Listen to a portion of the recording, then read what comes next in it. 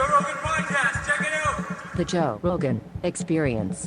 Train by day, Joe Rogan Podcast by night, all day. And we're on. What's happening?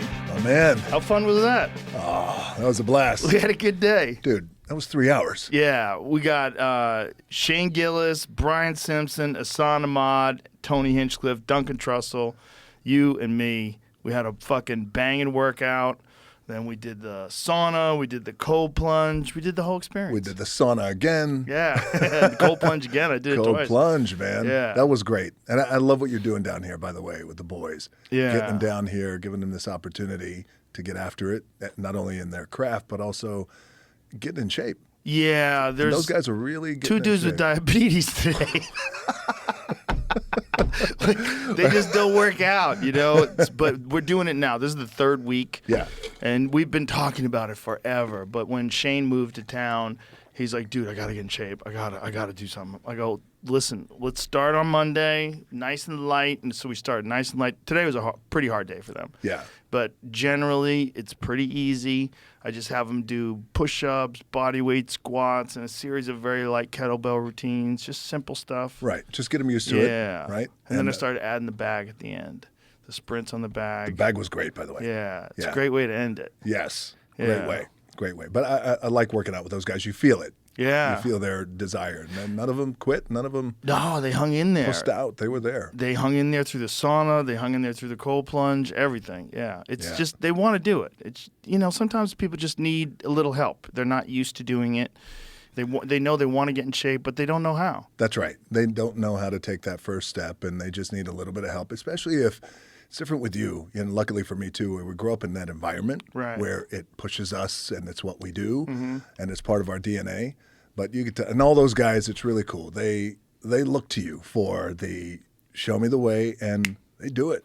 Yeah, they've realized once they've done it a few times, they walk out here, they feel so good. They feel so, like, I get text message from each one of them. They're like, God, I feel fucking great. I feel great. Yes. I'm like, good. You don't want to walk out of a workout beat up. You want to walk out just a little energized, feeling better, and then slowly we're going to ramp things up. So this is week 3. Today was their hardest day. But Yeah. it was just, well, you were here. I was like, we gotta go hard. The Rock's here. We gotta go hard. We lit it up. We lit it up. But they hung in there, and everybody walked out with a big smile on their face. We all had a great time. It was so good, man. Yeah. It was so good. And I told some of the boys this, like, I miss that kind of stuff because it's been a while, since I worked out with the boys back when I was wrestling. Mm-hmm. We'd all work together because we were traveling together every night and going to the same gym every day or different cities. But I miss that camaraderie. Yeah, the camaraderie's nice. I kind of use my workout. Most of the time I work out alone. I used to work with a trainer, but after a while I realized, like, I don't need help pushing myself. I just write a routine, and there's a certain meditative aspect to being alone with your thoughts. Yes. And I like to put fights on so I can watch something in between sets, but I just like to be and I like to be accountable 100% for my work. Like, I know what I have to do. I know what I do it. And it sets the tone for the day, which sets the tone for my life. Mm-hmm. That's how I feel It's about it. the same thing with me in training. I love training alone. And it's been a long time since I trained with the boys. That's why it was a real fun. treat. It was Today fun, was fun. man. It was Yeah, fun. it was Those fun. guys are all hilarious. That's So it's just fucking hilarious. Yeah, it's all just a lot of dude. talking shit, Just some laughing, talking shit and some jokes. Duncan is so out of his mind. He's just so great.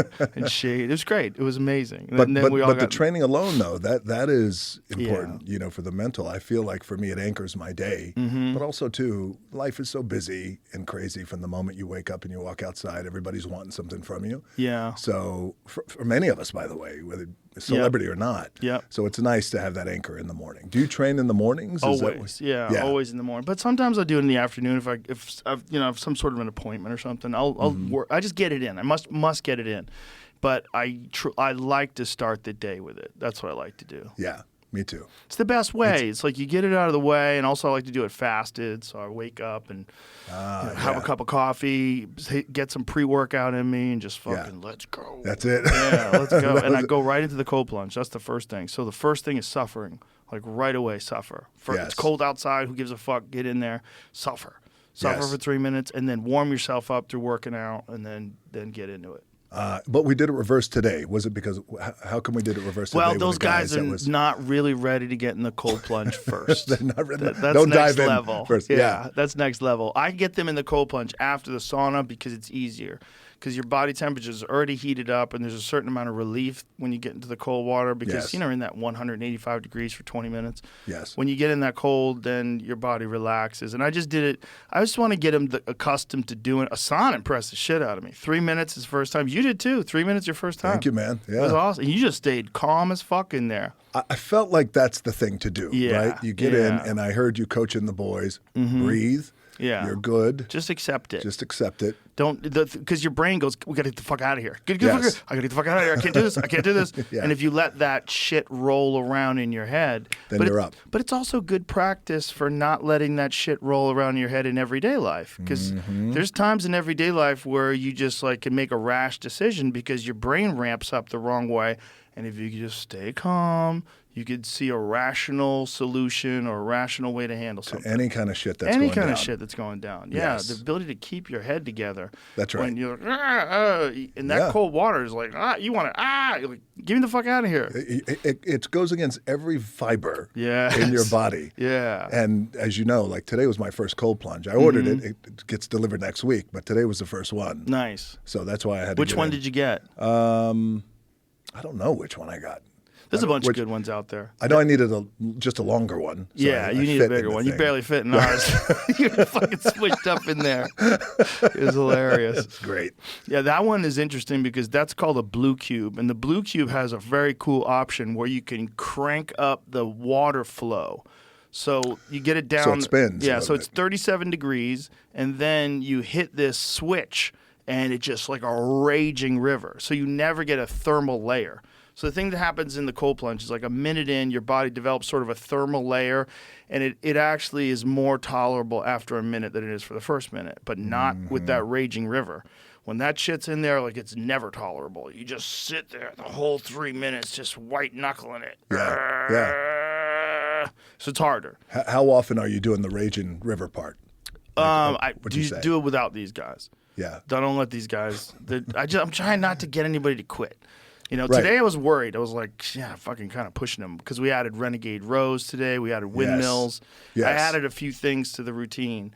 But the last two workouts, I've been finishing them with the rounds on the bag. So you do this Tabata sprint. So it's 20 seconds of just going out and then 10 seconds rest. 20 seconds, 10 seconds rest. It's an amazing protocol for developing cardio. Yeah. Yeah. No, it was amazing. I'd never done that before, and it was great. You know what I also loved, I noticed about the guys, is after the workout was done, they're spent, they're feeling good, they're feeling great about themselves. And I think pretty much all of them said, hey, we're doing this tomorrow, right? Yeah. It was good. Yeah. Because, you know, when that shit really kicks your ass, then you don't ask that question. Well, if they wake up sore, who knows? Because there's a few things that we did that are gonna, their legs are gonna be sore for sure, for like the between the leg stuff and the windmill stuff. But we'll do something different tomorrow. So tomorrow I'll get them in here. We'll do something different to keep them going. Are you banging them out, like, would you say 5 times a week? Whenever they want to come. So like Great. right now it's been 3 days a week, but I'm Yeah. like, if you guys want to go 5 days a week, we'll go 5 days a week. Yeah. Like, you let me know what you want to do, and we'll do it. And I try to give them some stuff. Like if you're on the road, just do the push-ups and the body weight routine. Just try. You don't have to do 100. I do 100. I do sets of 20. Do sets of 10, 5, whatever. Just do it. Yeah. And just make sure that say if you do like 50 push-ups and 50 body weight squats one day, the next day try to make it 60.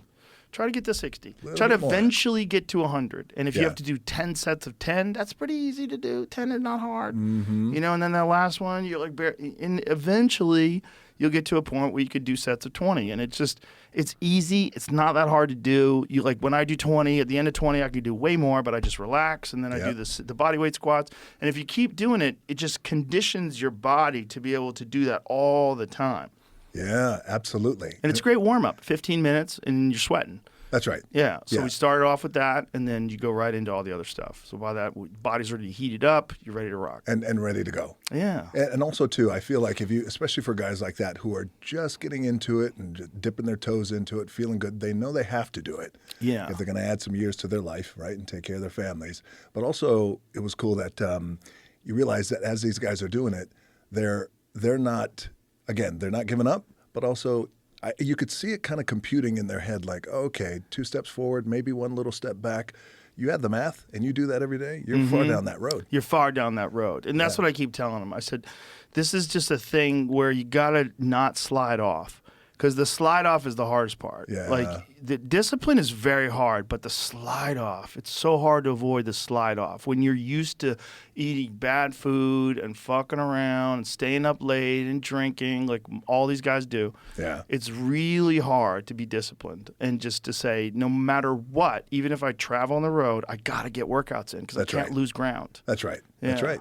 Especially like wrestling. I feel like comedy is a lot like wrestling just in terms of the schedule because you guys are working at nights. Yep. Sometimes twice a night. You start at 7:30. You're done by, I don't know, maybe midnight, maybe longer. Right. So it's that kind of lifestyle that where you really got to be disciplined. Were you always disciplined even when you got in comedy full time and you were on the road and doing all that? I was more disciplined than other comics, but not that disciplined. Not like I am now. I think as I get older, I realize like you only have so much, like your body only has so much energy. And if you're not in shape, your body's going to have less energy. And as you get old, I have so many friends that are my age that look like they're dead. Yeah. And I'm like, Jesus Christ. You know, I'm 56. And at a certain point in time, you realize, like, okay, this can't be like a thing you do 3 days a week. This has got to be a thing you do every day. Like, my body has to, like, know for sure it's going to work. And every day, work has got to get done. Yeah. And if it doesn't do that, I feel like it's going to slide off. And when I've taken days off and then I get back to it, it's like, I feel way more slide now than I did when I was 20 or 30. It's like the slide is like, you know, like it's steeper. Yes. It's steeper. It lasts longer. It's harder to get back up there again. Like, okay, stay here. Don't let it slide. Yes. Yeah. Is your slide, is it usually come by way, like if you catch a fucking cold or something like that? That it's could usually happen. That, right? Yeah, that could be it. Or too many days of no sleep. Yeah. Too many days of no sleep will get me. You know, if I'm just traveling a lot or doing something that's like very intensive and I have to get up in the morning or I have to handle something, family stuff or whatever, if I have to get up early, it's just that wrecks you. That's the one that gets you. Yeah. And then you take a day or two off and then you're like, fuck. Yeah. And then you got to travel again and, you know, maybe you're going overseas and, you know, then it's a long travel. It's a whole thing, yeah. man. You got to plan out your workouts. But you just have to do it. If you don't, if you just decide, oh, take a nap. Then you won't do it, and then you're going to take the fucking nap later. Let's go. Yeah, you got to go. Let's go. When you land, this is what I like doing. When I travel out of the country and I land, whatever time it is. Right to the gym. Hit the gym. Yep. Yeah. Yep. It's the only way I think to avoid like significant jet lag. Yes. The other thing that they say is to fast. They say even if you're on a 16-hour flight, don't eat on the flight. They say don't eat on the flight. And the idea behind that is? I don't know why, but everybody that I've talked to says to avoid jet lag, one of the best ways is to not eat on the flight and to just sort of land, get a workout in, and let your body get back on its normal cycle. And you won't have the same kind of jet lag. And still not eat when you land. Just land, train, and then eat out? I can't do that. I've never done it. I'm on a plane and I'm eating. I'm going to eat 3-4 times. Gotta eat, brother. Fucking eating all the time. I don't like the idea of not eating when I'm on a plane. Like, I'm going to eat. Gotta eat. Yeah, I think there's 100% something to the workout, though. That seems to reset me as good as anything. It's maybe not eating and then a workout would be even better, but I've never tried it. How do you do this? Because I think about this, too, as well. Like the difference between when you're tired and you feel like, we've been here before. I know I'm fucking fatigued. Yeah. But I'm still going to push through this. And like you said, I'm going to get it in, whether it's at midnight or 7. How do you know the difference between that and compared to something's wrong? Dude, I got to listen to my body. Yeah. I think it's just an education. You know, you have over those, time, right? Yeah, you have those days where you do push it when you shouldn't and then you get sick. Yeah. And you go, okay, I see what I did. Yeah. Or you have those days where you push through and you feel way better. I've had those too. And you got to kind of feel them out. And the only way you know is if you know your body. And the only way you know your body is if you push your body all the time. And try it. Yeah. When you have a fucking insane schedule. I know a lot of people with insane schedules, but yours might be at the top of the list. Mm-hmm. You're right up there with anybody. I don't know how you maintain all of the things that you do and still have energy. Yeah. What I try to do is try to schedule my day as best as I can. And, you know, when you're busy, and all of us are busy in our own way, so I really try to make sure that I'm paying attention to the schedule. I'm really looking at it. And then I'm going to take a fine-tooth comb through it and go, not that. Not that. Because it's easy just to say, yeah, I'll do it. Oh, this thing is for 10 minutes, Joe. Can you? Yeah, okay, I'll do it. And before you know it, all that shit. It's an hour, and then it's 2 hours and all that. So I really try to make sure that I'm looking at the schedule and try to be smart about the moves these days. And I also learned, man, there's just power in saying no. Yeah. No, you I'm not gonna do gotta it. have you time. Yes. You time is important. Like you can't. One of the things I always tell everybody: discipline is really important, but also enthusiasm is really important. Like That's right. I tell these guys with comedy: if you feel burnt out, take some days off. Yes. There's no harm in that. Like you want enthusiasm. There's like something about being enthusiastic with comedy, and I think with a lot of things. Like you want to have that. You don't want it to be a drudgery. That's right. Yeah. Yeah, you don't want it to be a colonoscopy. You want to go in there. Yeah, you want to like have really, a good time, and you want to Yeah. appreciate it. And sometimes when you overdo things, you just don't feel that enthusiastic about them. So you got to balance it out. But again, it's an education, so you got to do it the wrong way, and they go, okay, what did I fuck up? and learn from it. Yeah. Dude, I always say with enthusiasm, you can really move mountains. Yeah, Right? You can really move mountains with enthusiasm because it starts with that. Mike Tyson had a great phrase. He said, "Discipline is doing what you hate to do, but doing it like you love it."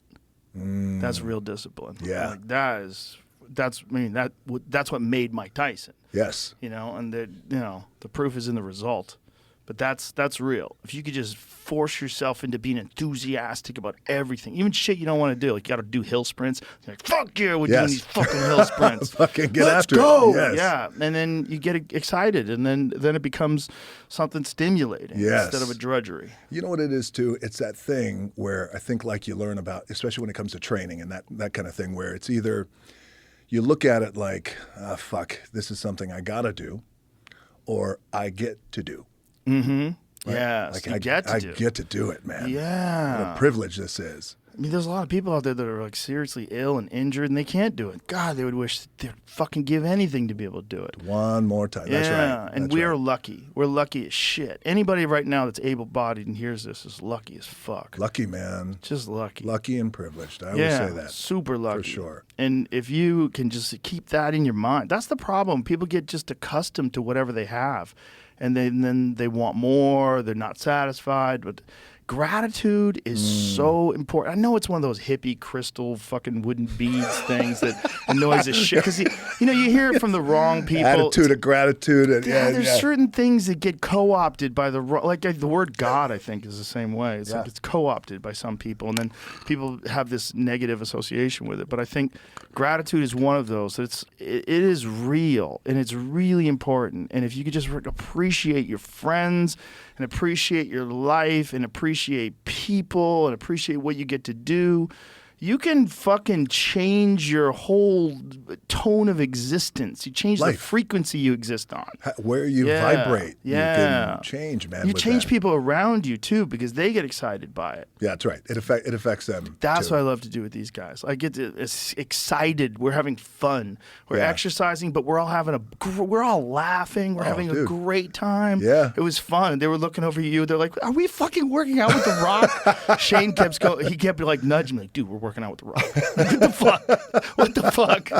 It was awesome. It was awesome, man. It was awesome. But enthusiasm and appreciation, it's like those are key concepts in life. And even if you're not where you want to be in life and you're grinding and you're on that hustle. And there's a lot of people like that, I get it. right? Yeah, I get it. Keep grinding. But also appreciate it. Appreciate that hustle. Appreciate this thing. Appreciate this fucking beautiful, chaotic, unknown existence you're in. Thing we call life. Yeah, that you don't know what the fuck is gonna happen. It's open ended. It's wide. Yes, man. It's a complete open loop experience. You don't know what the fuck is coming next, and you're just trying to enjoy the ride. You have no fucking idea. No idea. It's a thing, man, when you think about it. It's like, and I feel like I want to know about you too here. I feel like it was a learned thing. Like, of course, the concept of, gratitude, sure. I felt like I'm a pretty grateful guy.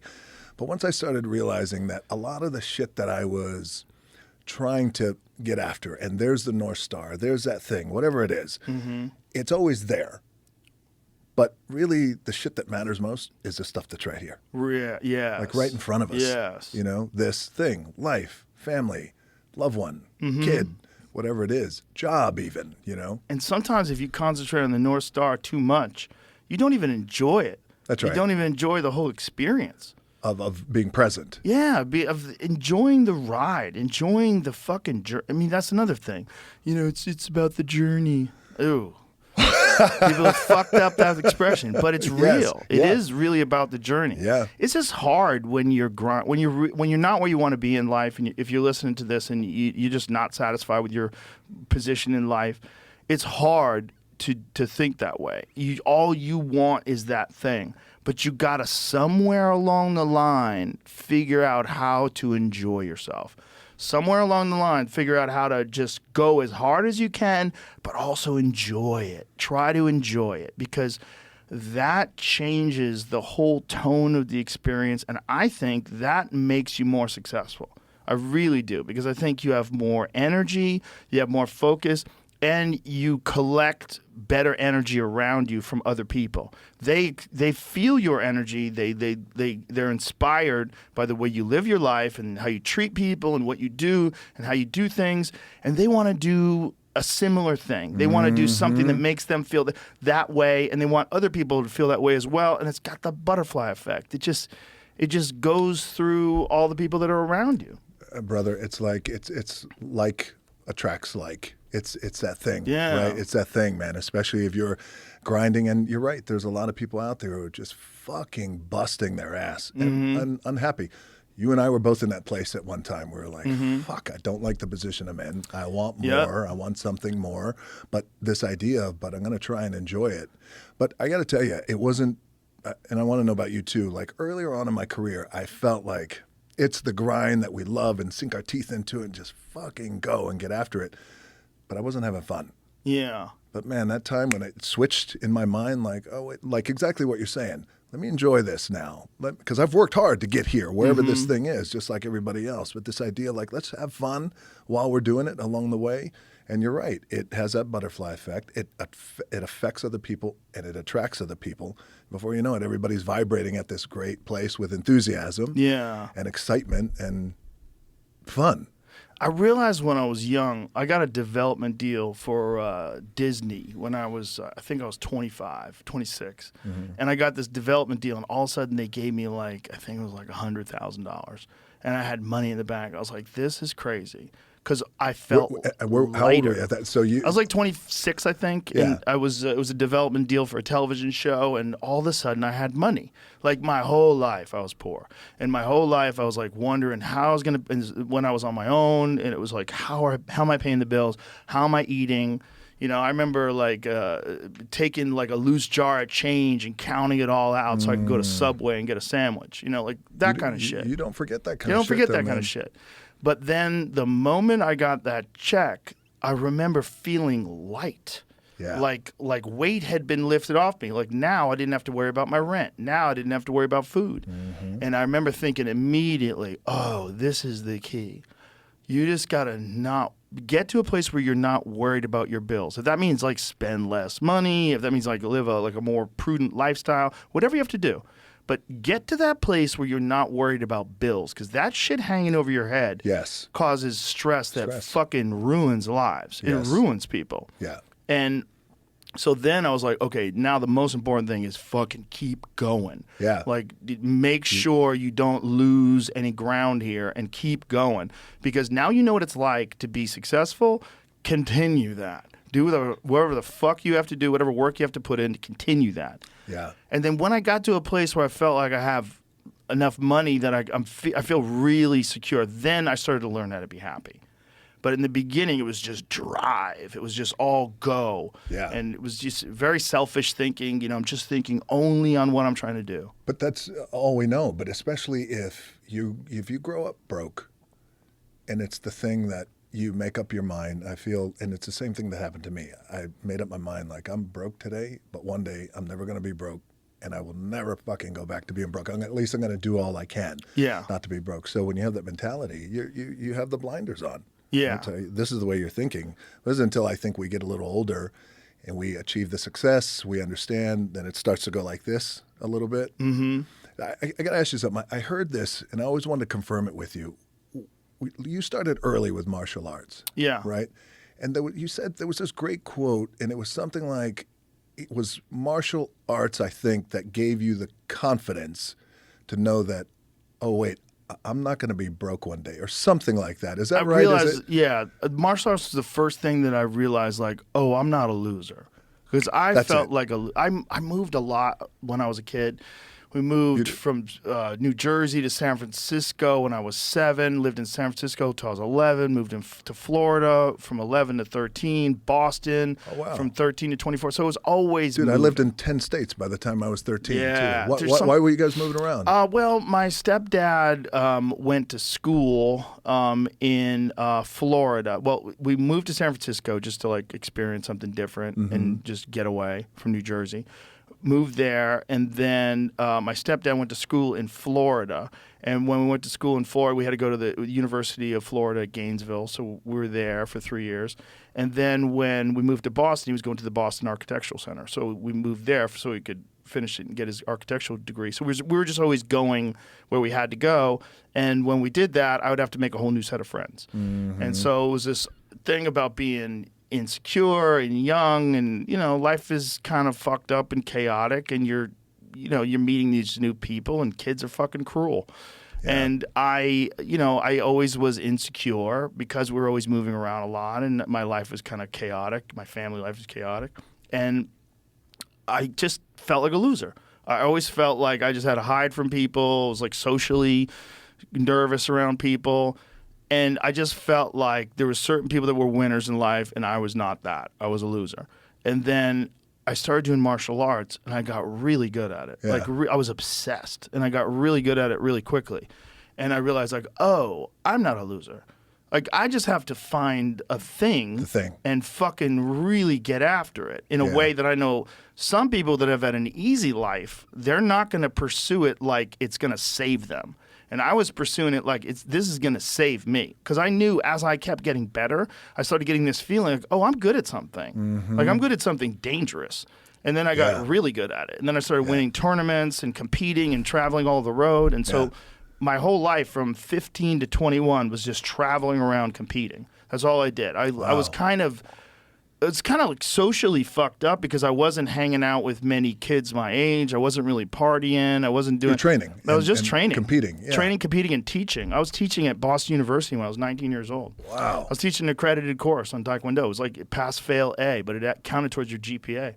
So I tell all the students, I'd say, listen, show up, you get an A. That's all you have to do. Show up and try, you get an A. You don't have to be awesome at it. I just want you to just show up and do your best, and you get an A. It's that simple.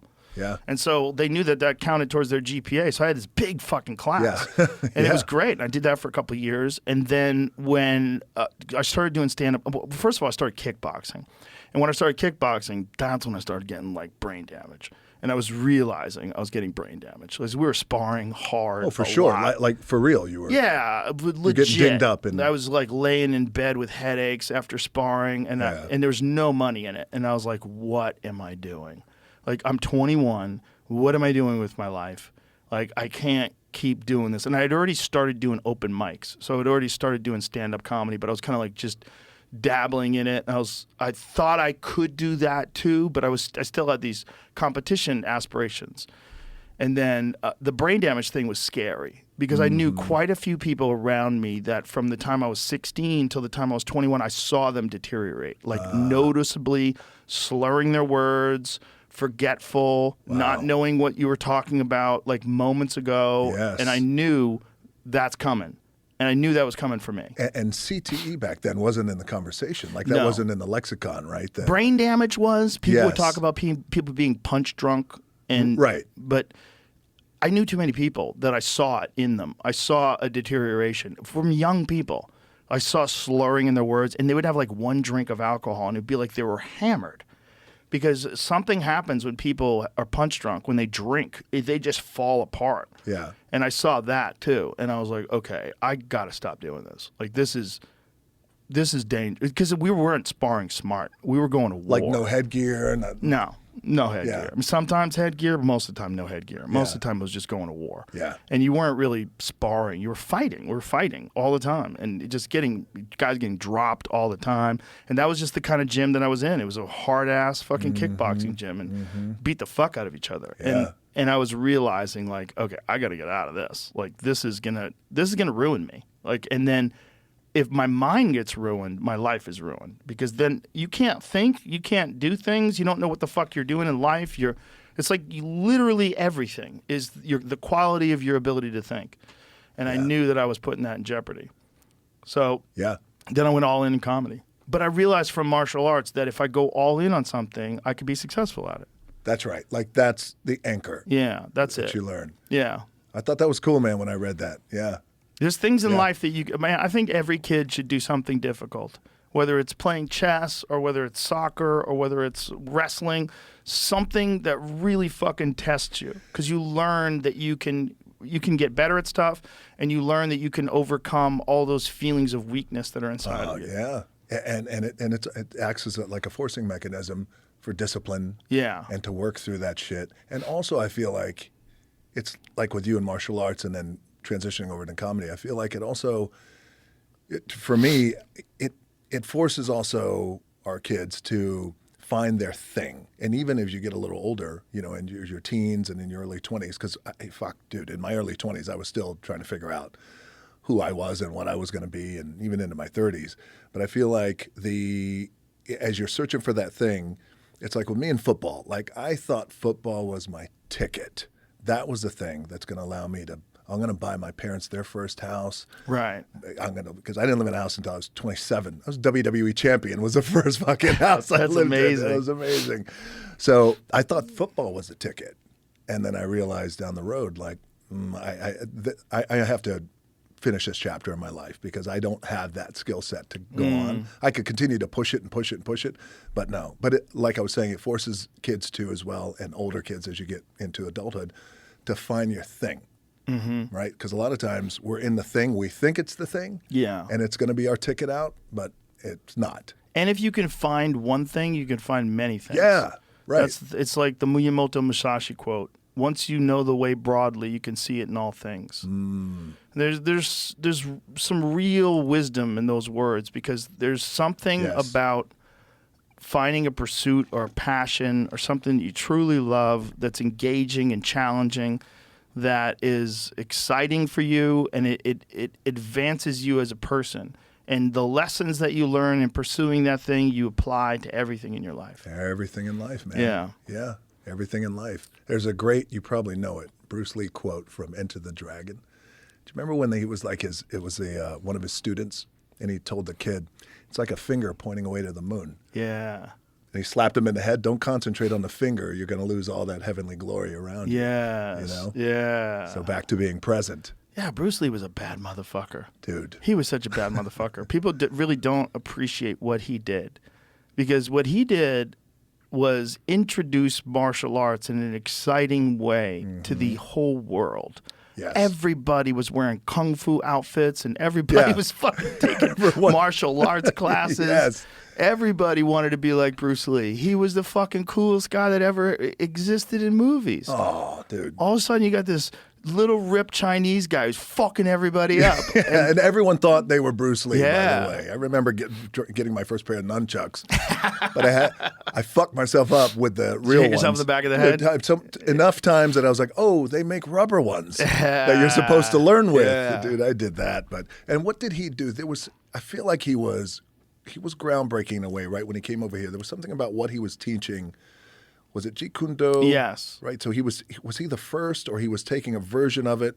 And well, he was the first to combine. There was the thing about loyalty in martial arts. Like, if you were a judo practitioner and you started training at a kickboxing gym, people would frown upon that. Like, why are you training Muay Thai when you're a judo practitioner? Judo is the way. And the same thing was, I had a very open-minded Taekwondo coach who actually encouraged me to start boxing and doing some other things. Yeah. But most of the time, that's not the case. A lot of like kung fu practitioners, they don't want you practicing karate. They only want you going to a kung fu place.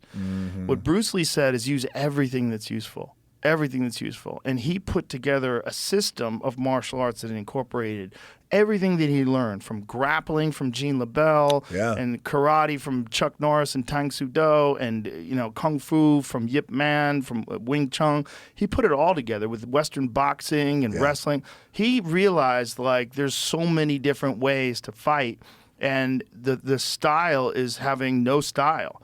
The way is no way. Like figuring out. He said that in the movie. Yeah. Figuring out how to adapt and move to every situation, to be like water. That's right. Yeah, be formless. Yeah, and, that's right. And he taught that philosophy, and that philosophy eventually became mixed martial arts.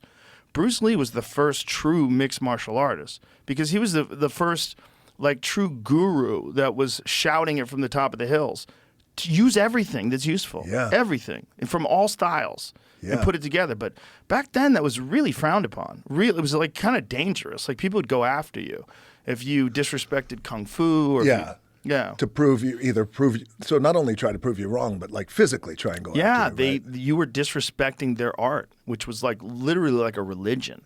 To a lot of people, martial arts are very cult-like. And when you get into a martial arts school, a lot of times the instructor is almost like a cult leader. You think that person is invincible; they can't be beaten by anyone. You have these like weird ideas about your master. I mean, you even call them a master. And so there's this like very rigid thinking that used to exist before, but not anymore. No, where there's no. referential UFC, to master or no, the UFC just fucking put that away. Like there's still schools out there that run like that, but they're not legitimate and they're not the good ones. The really good schools, they're just teaching you something beautiful. They're teaching you how to use your body in a way that is challenging and effective, and it makes you so much more confident, and it makes you, if a physical altercation happens, you have a massive advantage over almost anyone. Protect yourself. It's literally like a superpower to have that and to walk around, to know that most people have zero idea how to fight. Right. And so we've all seen these fucking Instagram videos of guys who have no idea how to fight, and they're fighting each other, and they don't even know each other, and they're swinging and just wild. swinging for the fences. Hoping something connects. I mean, if you're a trained fighter, that looks hilarious. It's like, oh, this is what are you doing? Like, you just like stop for a second. You just Hold moving on. around like, dude, you're gonna get hurt here. Like, stop. Yeah. When was the last time you got into a fight? I never really got in fights. I mean, I got in like one or two in high school. But once I started training, I was just competing all the time. I never got into like street fights. Right. And they're stupid. They're stupid. They're so just stupid. Fucking stupid. Just like it's just your ego that keeps you there. If it's one thing, if you have to defend yourself, someone's attacking you, or or someone's attacking someone you love, but to just get into fights because you know how to fight is so crazy.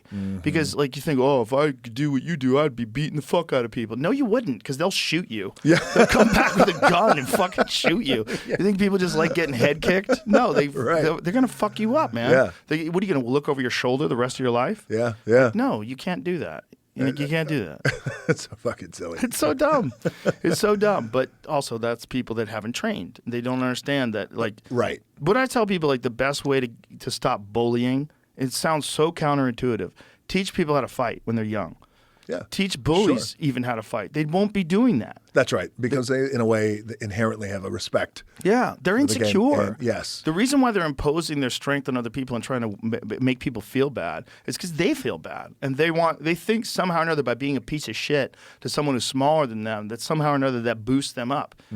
But it doesn't. It just gives you like you have low self-esteem. You can't think of yourself as like a hero if that's the kind of life you're living. It's a terrible way to live. It is. And they don't. But people don't understand that the way to cure that is not to like just simply punish them. The way to cure that is to teach everyone how to fight. Like it should be a thing that men learn, and I think some women too. Like not mandatory. I'm not saying everyone should have to do this, but it should be an option available to you. And if that option is available to you and you take it, I think it'll better your life, and I think it'll stop a lot of this bullying. I really do. Absolutely. And the spirit of learning how to protect yourself. Right, in that anchor of learning how to protect yourself, and then learning how to fight, learning how to throw a punch, learning how to do this.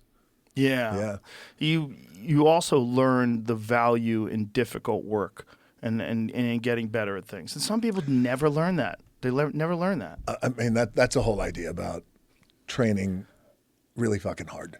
Mm-hmm. You know, the value of putting in that hard work early. I always tell athletes, and I know you feel the same way. It's like whether you're on the football field, basketball court, in the cage, whatever it is that you do, whatever kind of athletics, it always starts in the gym. Mm-hmm. And once you're done, and your playing days are over, your fighting days are over, wrestling days are over, you go back to the gym. Mm-hmm. Like it all starts in the gym. Yeah. With that hard work that you put in. You just have to keep your body healthy. If you Yes. can. If you can't keep your body healthy, I understand. But if you can, you've got to do it. It's something that everyone should do. It makes your life better. It just does. Yeah. You know, and there's so many intelligent people that I know that ignore their body because they're so concentrated on their mind. They're so concentrated on intellectual pursuits that they let their body become just a wreck. A physical wreck. Yeah, and we only got wreck. one, man. Yeah, it's frail. Only and it's got one body. And your intellectual energy is dependent upon your physical energy. If your body's tired, your brain's not going to function as well. Even if you have an amazing brain. Right. You're not giving it what it needs. That's right. Yeah. I agree. And it's also the best way to filter out the noise of life. Like if you choose to do something that's much harder than anything else you're going to experience, and it's voluntary, the rest of life is easier. It really is easier. Yeah. Stress and bullshit and criticism and fucking haggling and nonsense and chaos, like you can get through that. Especially today. Mm-hmm. Right? There's so much fucking noise. So much noise. And bullshit. So much and bullshit. Toxicity. So much toxicity. So it's just out there all the time, and you're right. It's that kind of anchoring balance and training gives you the leg up to swat the bullshit away. The bullshit away. The bullshit today is fascinating because it's social media bullshit. It's a different bullshit than people have ever experienced in all of human history. Yes. These people that you don't know chiming in about everything. The good part of that is there's a sharing of ideas, and there's a way of communicating that never existed before, and people are learning so much more about things than ever before. Social media allows people to break news stories long before mainstream media. It allows people to tell you about fascinating stories that maybe you would have never heard of, and amazing archaeological discoveries and scientific advancements, and it's incredible in that regard. But it's also you're dealing with human beings in a weird form where they're not in front of you, they're not talking to you eye to eye, they can say the shittiest things and they don't feel anything. That's right. And they're trying to hurt people's feelings, and they make it like an activity. Yeah. Like their activity is not jujitsu. Their activity is like shitting on people online, starting trouble. That's the trend. Yeah. Today, that it's just to shit on everything. But Yeah. you're right. I want to back up for a second because it's so important, right, that people hear this too as well. I think especially coming from you and I, who are kind of in the public eye, and we deal with the shit and the noise and all that, but we also deal with the good stuff. And that, like you were saying, and I am an optimist, I think, in my DNA. So I like to look and search for the good stuff that's out there, the stuff that's going to make me better, help me stretch out my aperture up here, looking at things like, oh, I never looked at it like that. Thank you for bringing that up. That's great. I don't know if I agree, but let's talk a little bit more. Compared to the ones who are the experts, toxicity, and it's this interesting thing that some people have to, I'm going to go out of my way to try and make you feel bad. Yeah. And make people feel bad. And shit on this whole thing and really not offer anything, I think, constructive. Right. You know, that we can talk about and chop up. Well, it's almost all damaged people. And the problem is Yes. a good percentage of the people out there are damaged. And there's a thing about the kind of fucking interaction that people have on social media that just makes their life worse, whether they realize it or not. Just fills their life with anxiety and this weird need to constantly check, see who responded to what you tweeted, and what are the comments on your Facebook post, and reading them all, and you're not living your life. You're just wrapped up in this weird battle of opinions with strangers. Yes. You know, when you see people defending themselves online, like, I have done this and I have done that. What are you doing? Yeah. What the fuck are you doing? You're arguing with some fucking 15-year-old troll who's in a basement who's hiding from his stepdad. You're like, what are you doing? thing. And the what I always love is the typing in all capital letters as if somebody is yelling, and the how dare you and the this. It's like, what the fuck are you doing? Well, it's a sport. It's a sport in trying to get the best response, and there's skill to it. The skill to shitting on people and learning how to like go after people. Like it is a kind of a game. You're trying to like zing them, and then you look at the comments and everybody's agreeing with you. Yeah, get them. Yeah, it's like living in that in the just the clickbait culture. And want to raise the profile. Yep. So let me ask you this, and this is something you and I were texting about last week. Is how can you tell the difference between the bullshit noise and the toxicity that's always out there, compared to, that's an opinion that is worthy of my attention. But I just want to look at and look at this for a second. Like, how do you differentiate the two? It's difficult, right? You got to try to be objective, and you got to try to be unemotional when you read something that someone's writing. Like, say if someone's like Palestine and Israel is a great example. Yeah. Because the tension is so heightened, and anything you say on one side or the other, people will attack you on. Sure. And so this is one that's if you have an opinion, a political opinion, a cultural opinion about the conflict, and you post it, boy, you are opening yourself up to a world of people agreeing and disagreeing and chaos and fighting. And some of those people are going to have points that make sense. Like, say if you are 100% pro-Palestine and you read something about Hamas and you read something and go, wow, that's fucking terrible. You have to be willing to say, there's both things. There's the fact that they live in what's essentially an open-air prison is fucking terrible. Also, the people that are ruling them are terrorists. That's terrible too. Like, you can't ignore any aspect. This is a complicated thing. What some of the Israeli soldiers have done, some evil things to Palestine. There's videos of them shooting people. Also, what Hamas did is fucking insanely evil. Like, what has to be done to fix that? I do not know. But to pretend it's binary and to pretend it's one side good, one side bad, that seems insane. It's all bad. It's all bad. It's all fucking heartbreaking. Yeah. It's all devastating. And you're right. And what I've learned, I feel like we've all learned, or trying to learn at least, is because it is so complicated. And that is a part of the world, and historically, thousands of years, that I find complicated, and I try my best to understand. I also try to go at it with an open mind, because it is all fucking crazy. It's crazy. Yeah. It doesn't seem like there's a real solution either. It's there's scary. The things that you said. Yes, and I want to get to that in a second, because I was thinking about that today, is everything you said, absolutely. This part of it is devastating. This is devastating. This side. The 240 hostages that still haven't come home yet. But also, where does it go? Right. Where does it go? Where does it go? That's the thing that I think really grabs my attention, because usually I think I'm not saying a situation like this, but there's a lot of stuff that goes on where you feel like, I think this is the path to finding a resolve, or at least maybe the first steps of resolve. But in this case, I don't see it, brother. I don't know. No, I don't see it. But speaking to what we were talking about earlier, you can learn from there. That's where separating the noise from the intelligent perspectives.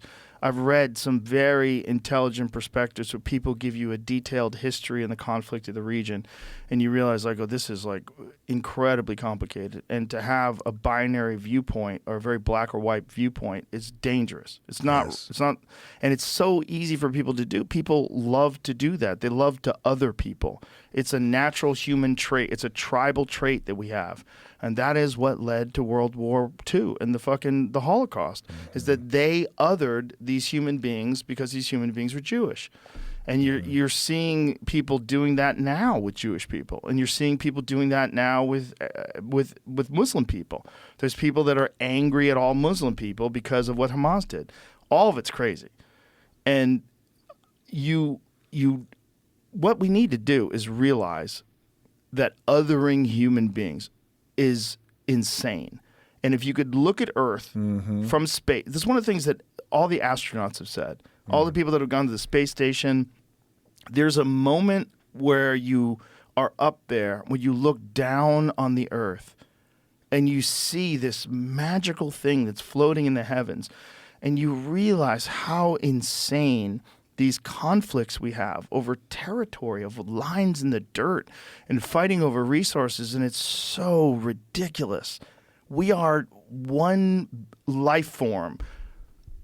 We are one gigantic superorganism that needs each other. Because, like, Yes. human beings need each other. We do not survive alone. The worst thing they can do to you in prison is put you in solitary confinement. Yeah. We need each other. It's a part of what we are. We're this one gigantic group of beings that are trying to live our lives all together on this fucking magical thing that's floating through space. And we unfortunately come from tribal backgrounds. Yeah. All of us. We evolved in these small groups of hunter-gatherers thousands and thousands of years ago, and we carry that DNA still. We carry that fiercely loyal tribal DNA that allows us to look at people that aren't a part of us as something less than us. Mm-hmm. And we've got to... other them. Yeah, and what I'm hoping is that as technology allows people to communicate far more freely and to translate languages more freely, and where information is going to get exchanged more freely, and it takes long time for this to happen. Yeah. But we'll eventually understand each other to the point where that's way more difficult to happen. Because it's so easy for it to happen if you don't speak their language, you don't follow their religion, they're bad, you're good, and then you're othering people. That's right. And we got to stop that. That's a fucking insanely ridiculous thing that's being done by world leaders. They gather people together against other people that you don't even fucking know. You don't even know. It's one thing if you have a conflict with an actual human being that's like doing something to you. Yeah, right. But this is like you don't even know these people. And these world leaders have told you that somehow or another these people are bad and you're good and we got to go over there and fuck them up. Like, we're still doing that? Like, that's insane. It's insane that human beings are still doing that. And I'm hoping that as we get to know each other more through technology and through what has become the most connecting innovation, the most connecting technology ever, which is the internet. Time, yes. I'm hoping that's going to continue to evolve and connect people further and further. The problem is if it along the way it can get co-opted by governments and it can get controlled and censored, and that's the enemy. That's the enemy of all truth. That's what we can't have. We can't have that. Yes. We need to fucking ride this out and let this thing write itself out and figure out the right way to live.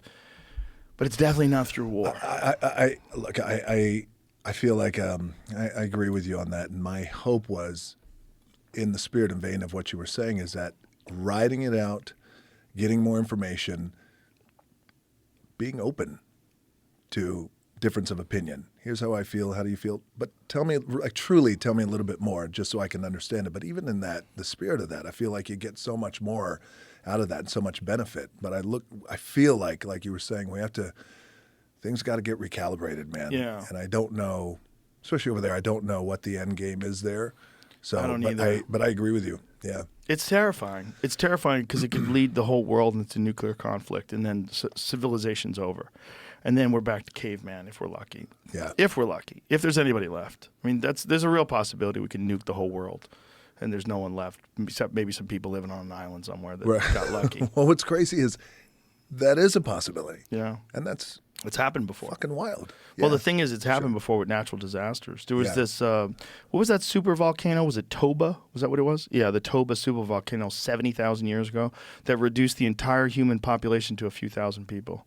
Wow. Yeah, we came that close from a super volcano Being 70,000 years ago to being down to like very few people. They don't even know how many people it was, but the estimates are a few thousand, I think. Is that what the estimates are? I think that's what they think. But that's great. A few thousand people is nothing. Like, how? Nothing, man. That's No, nothing. That's a no, not concert. at all.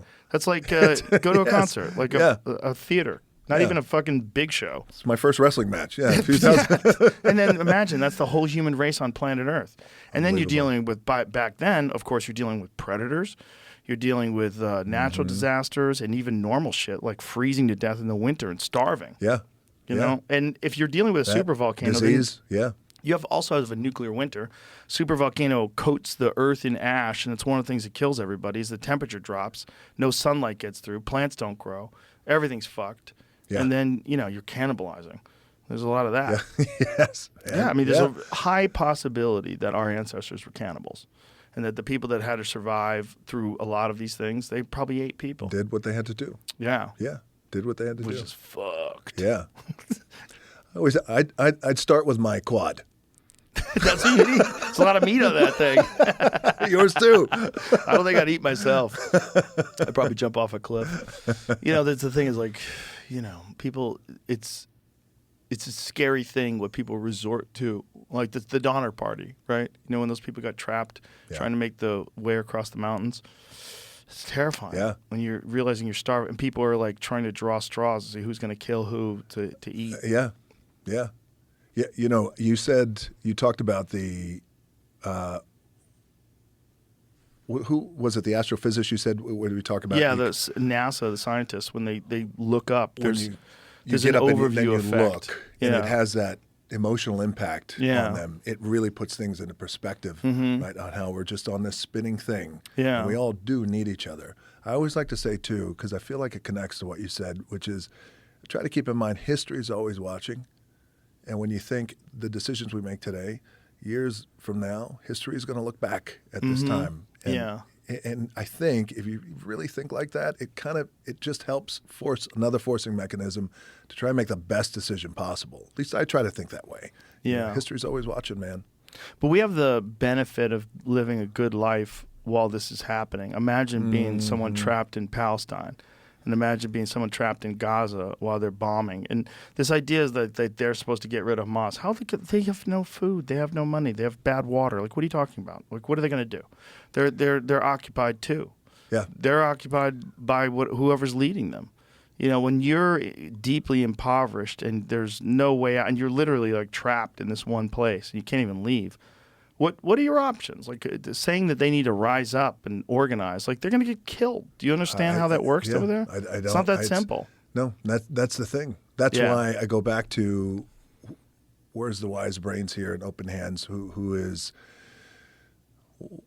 What's the resolve? I don't know. What's the beginning of it? At least I haven't heard anyone have like a solution that really makes sense that I think is workable that they could actually pull off.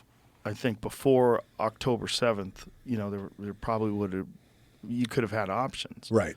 But after that, it's like, God, the Israelis are so bloodthirsty, and now the people that are like the Free Palestine people are bloodthirsty. And you see anti-Semitism everywhere now, a level that I never saw before. Open anti-Semitism online, open anti-Semitism, people chanting death to the Jews openly in public. It's crazy to see. It's crazy to see. Yeah, never. Yeah, it's so wild. And you would imagine that in this day and age, in 2023, we would be moving away from all that. Away from all that, yeah. But to see it ramped up in our lifetime is so insane. Well, that's why it concerns me, though, right? And I know you too, and a lot of people out there, like, where does that go? Right. Where does this escalate to? Yeah, not a good place. No. And then where is that person, human, group, who's going to come in and say, let's try this? And how do we do that? Does something tragic, really tragic, not that anything that's already happened has been horrifically tragic, but something horrific at a large scale has to happen that really wakes people up, like a nuclear bomb hitting a city. Yeah. And people go, Jesus Christ. Yeah. Like we went from 1945 until today and without doing that.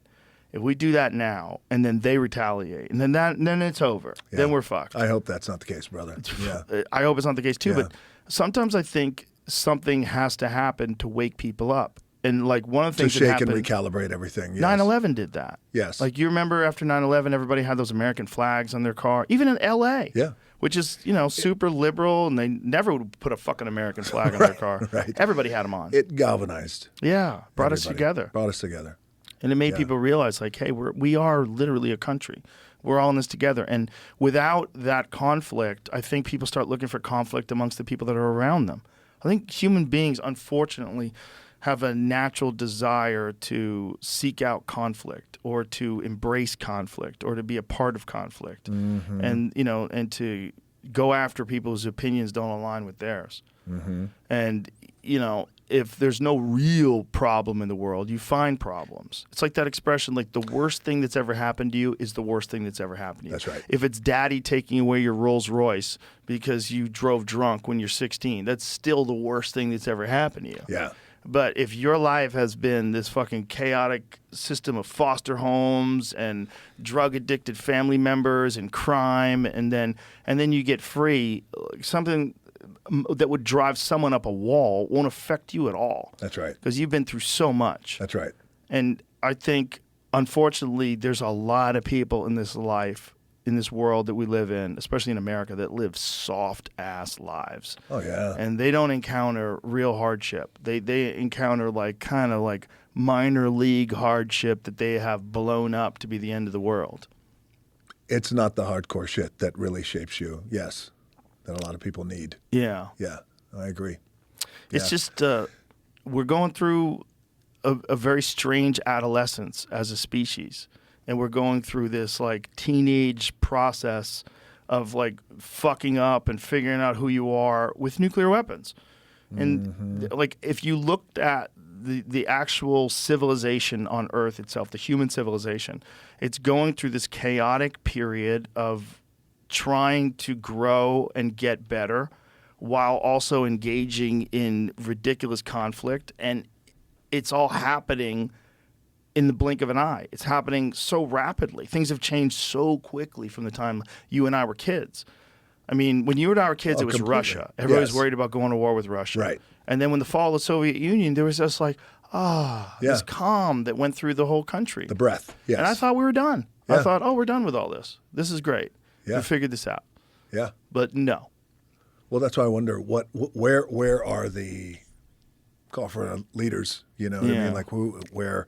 I mean, it's a big question, but Well, nobody really wants to be president. It's fucking, they crawl up your ass with a microscope. And Dude. it's not fun.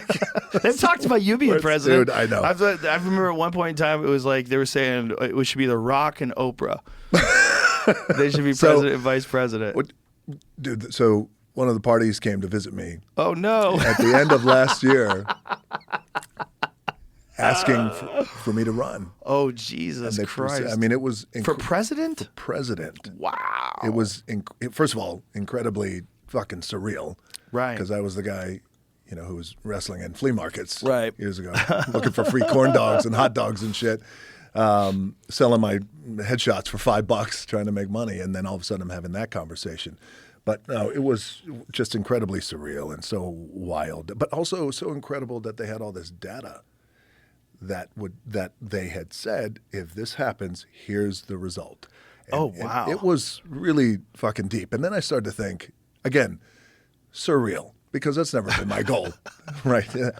I appreciate it, and I'm fucking honored, right? Right. Because I'm like you in here, in our core, right? But it made me think, it's either this is an incredible thing, and I got some pretty decent leadership skills, or things are so fucked up. They're turning into the pro wrestling movie star. They're trying to run the world. Man.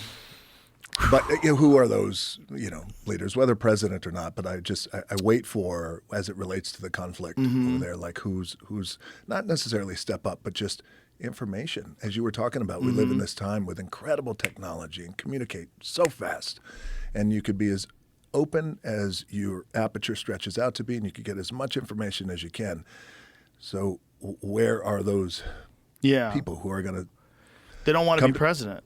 They're running their own lives, and they're looking on the sideline and wishing that someone with real leadership skills and real wisdom and real empathy and a real moral compass, who's not governed entirely by money. Well, you just said it. I mean, those things, empathy, Yeah. those kind of qualities, integrity, Yeah. but especially the empathy part Yeah. and looking at everything as open, Yeah. But if you're a person that has empathy, how do you conduct a drone strike where you know that a certain amount of civilians, 100%, are going to die, but you know that a terrorist might be in this apartment building. How do you greenlight that? Because you kind of have to if you want to get rid of this terrorist. I mean, but we know the consequences of drone strikes. There's some insane number of people that are innocent civilians that get killed. It's hard. It's been explained to me by my friends in the military that it's very difficult to know the truth because oftentimes in terms of what, brother? You get lies from either side. Look, for sure, 100% for sure. Truth in terms of the reasons for the orders that they came. Not just the reason for the orders, but the amount of people that died that were innocent. But for sure, innocent people die. The question is how many of them. When they say they bombed a wedding party, that's real. That's happened. Like thousands of people have died that way all over the world. Yeah. Whether it's in Yemen or wherever they're conducting bombing raids, there have been many people that have not been a target that were killed. Yeah. But what are those numbers? And what's the reality of it? Because if you're on that side that get bombed, you might put out a press information. You might put out something that says 1,000 innocent civilians and they bombed a children's hospital. Yeah. But the reality might be it was actually 20 insurgents and 50 civilians. Like we don't really know what the real numbers are unless you're on the ground doing a census. Like I don't know if we get accurate information from either side. Yeah. But if you're a president, you have to deal with that horrible reality that if you do an action, if there's some sort of a military action that has to be taken place, particularly like a drone bombing in a civilian area, you're going to kill some innocent people. Yeah. That is a crazy thing to have on your conscience if you have a moral compass. It's crazy. And what are the options? To risk our service members and have them go in there and get gunned down and blown up and lose 50% of them because you didn't want to kill the same number of innocent civilians? And then you get into that conversation. It's like, what's the solution there? Yeah. Other than we shouldn't be at war with anybody and we should figure out a way to stop this. Before that happens. Yes. All over the world. Right. Because usually you could kind of see it coming down the road. Yeah. Right? You could see the scenario happening coming down the road. So maybe the ability to strategically get in, have the conversations you have to have before it actually gets to that point. Before it escalates to the point of extreme violence. Right. But some people want extreme violence. And that's the Eisenhower speech when he left office, that there's a military-industrial complex that wants us to go to war. They profit off war. And they can, if they're the people that are funding political campaigns and they have massive amounts of money that they're using as influence, they can make certain politicians make decisions that are not in the best interests of the United States or the people that are the citizens. They can do things entirely to make money. You see it, and you see the amount of money that's involved in something like Ukraine, whether or not you're pro us helping Ukraine or not. Where did we come up with all that money, and why don't we have that money to fix America? There was one point in time we talked about this where there was $6 billion they accidentally paid to Ukraine. They overpaid them $6 billion. Well, that's the exact amount of money it would take to rebuild every single house in Maui. Exactly. Yeah, and no discussion about that at all. Instead, the Maui people get $700, a one-time payment, which is insane. What are we? Are we a community or are we not? If we have the money to donate to some guy who is literally used to be a stand-up comedian who used to play piano with his dick, that's Zelensky. He did a thing. There's a video of him playing piano with his dick. It was like one of his routines. Wow. He was a comedian, and he played a character on a television show. Zelensky was a comedian? Yes. Zelensky was a comedian. And he played a character of a regular guy who becomes the president. I forget what his job was in real life. But he becomes the president and then ran for president in real life and became president. And we're just sending this guy billions and billions and billions of dollars. And some of it is just where is it all going? Do we have an accurate account of who is anybody siphoning this? We know that there's massive amounts of corruption all over the world when it comes to this kind of stuff. Where's that money going? Yeah. This is nuts. Yeah. Why don't we have that money to fix inner cities? Why don't we have that money for infrastructure? Why don't we have that money for the school system? Inner cities. Yeah. Homeless. Yeah. Yes. Schools. Did you see what's going on in San Francisco? What happened? San Francisco, Xi Jinping is going to visit, and a bunch of world leaders, but Xi Jinping particularly. And so they cleaned up all the homelessness. They took all the tents out and they put fences up everywhere so the people can't camp out anymore. We don't even know what they did with them. I was just going to ask, what did they do with them? See if you can find a video of it. It's crazy. And then you got Gavin Newsom on TV who's making excuses for it. He's like, yeah, we did. Well, when people come over to visit, you clean your house up. Like, how about you fucking clean your house up? Take care of it first. All the time. Yes. If you can do this now, you could do this always. I'm assuming you did something ethically responsible with those people and housed them and put them up somewhere. I'm hoping that's what you did. You didn't just move their tent to the fucking middle of the desert or something. What have you done? There's some before and after pictures. Yeah. Insane. Well, this is just a couple of pictures, but the really wild ones are the fences. They put fences up everywhere so the people can't camp there anymore. They put troughs up right there. What are the troughs for? I don't know. That's weird. What are those for? Troughs are weird. But they hose down all the streets. Like, hey, guys, why don't you fucking do this all the time? Like, why isn't this always like this? Yeah. This is what San Francisco used to be like. You ruined it. Now we know that you could fix it and fix it quick. Now we should be really upset. As upset as people were before about the homeless problem in San Francisco, they should be fucking furious about it now because they always had the ability to fix it quickly. Yes. And they brought San Francisco back quickly to safe and clean and no homeless people in the street. Now, is this temporary? Are you going to go right back to tents when Xi Jinping leaves? That's crazy. Where'd they go? Do we know? I don't know. What's the explanation?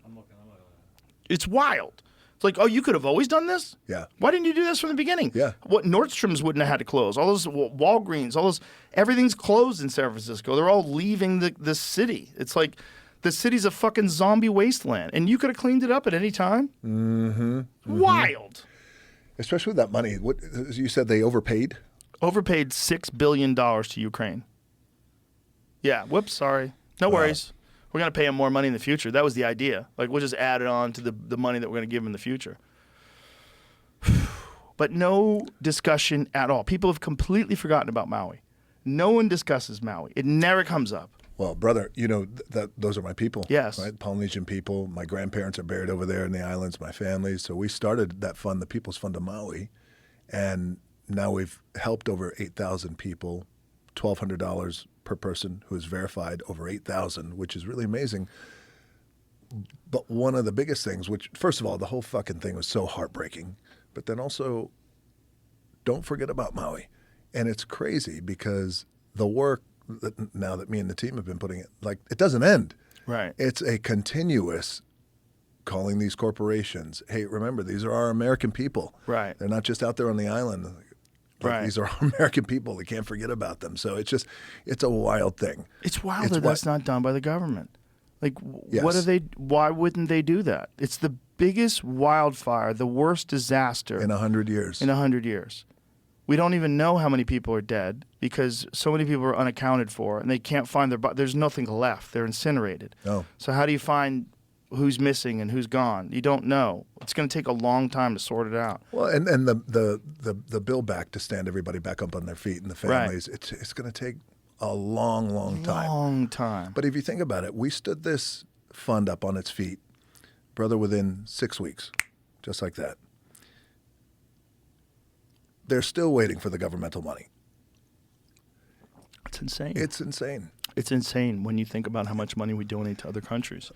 And we flew in after that, after the wildfires, man. And it's like something you'd never seen before. And you feel the weight and the heaviness of the area. Yeah. You know, when devastation like that happens in that way. Yeah. Like you land, and you know, you've been to Hawaii a whole bunch of times. I feel like when you land, you feel that aloha spirit. Yeah. It feels good. Yeah, it's the amazing. Mana, Yeah. it's amazing, right? And it's but you land there and you feel The heaviness. fucking heavy. Heavy. Yeah, it's heartbreaking. Yeah. Heartbreaking. And it will be for a long time. Yes. It's gonna. But I'm proud of them. I'm so proud of our people, you know, because it's like, it's what you do in times Yeah. like this. You fucking come together. Well, the people that did survive and do come together, they will never forget. And it'll be a part of them, and it'll probably bring those people closer together, especially sure. the people that helped everybody. Yeah. But it's just insane that the government doesn't do anything about it, and they still could. They still could. They're writing these $1 billion checks to Israel and $1 billion checks to this and $1 billion. Just come on, fucking step up. Everybody would approve it. No one would say, "What are you doing? Why are you That's right. spending all that money on Maui?" For everyone. our own. For Yeah, our own. For our own. For our own people. Yes. Which is crazy that Hawaii is America anyway. I mean, it's great that it's protected by America, but isn't it crazy you have to fly 5 hours over the ocean and you're still in America? Yeah. You literally land on a beautiful volcano in the middle of the ocean that's created islands. Yeah. And that's America. 50th state. Yeah, it's fucking wild.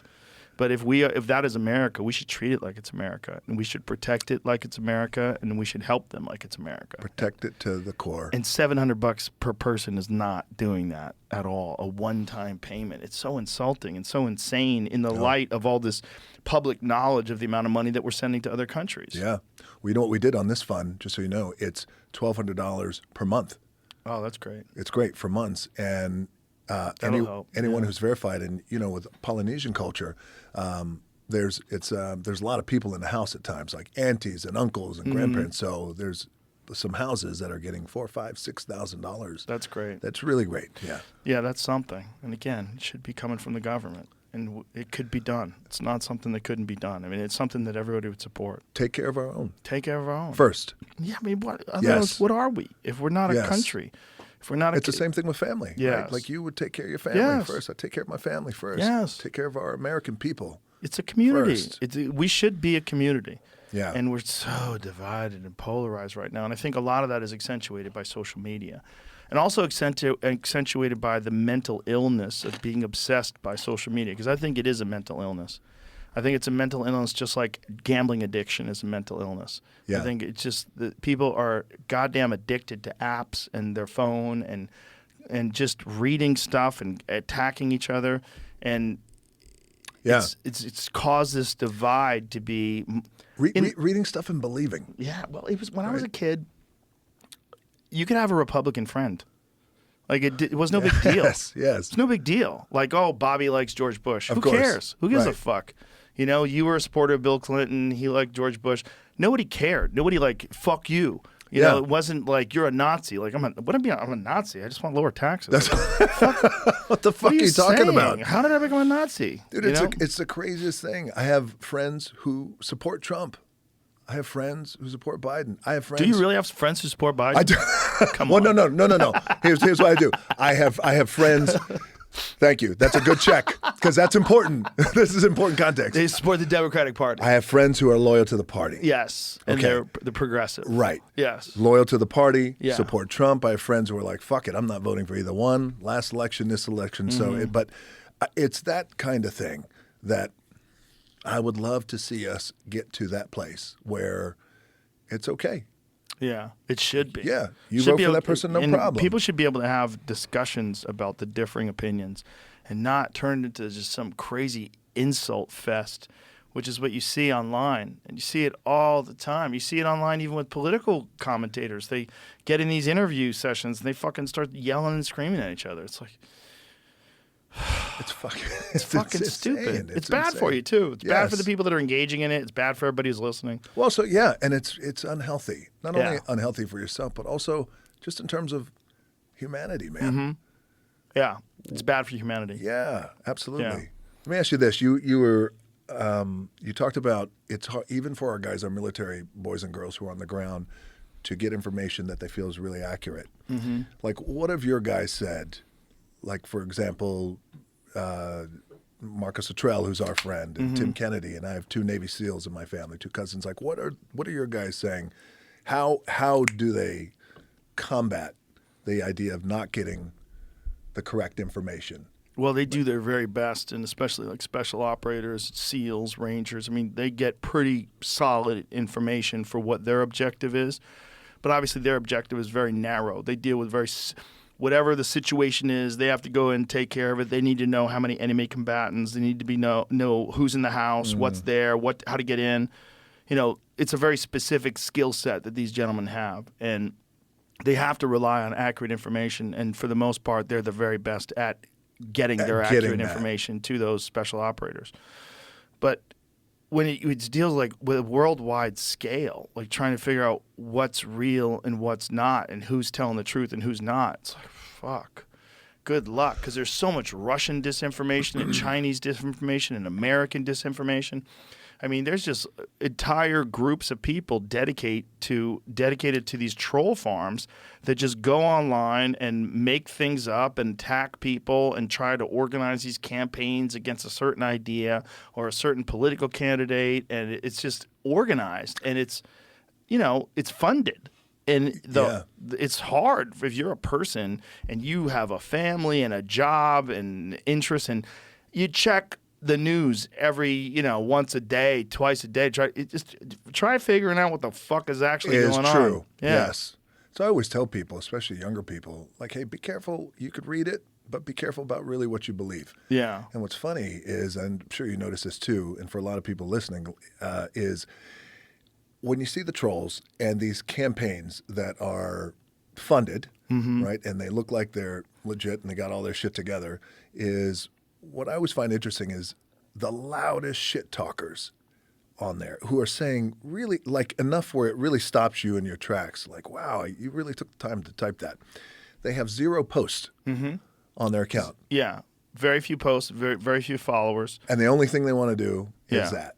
And that's probably a funded person. There's a lot of them. Yeah.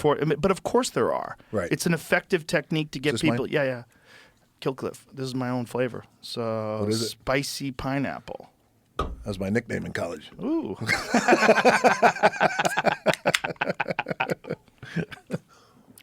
Yeah, there's It's good. There's a report they did on Facebook. The top 20 Christian sites, 19 of them were run by Russian troll farms.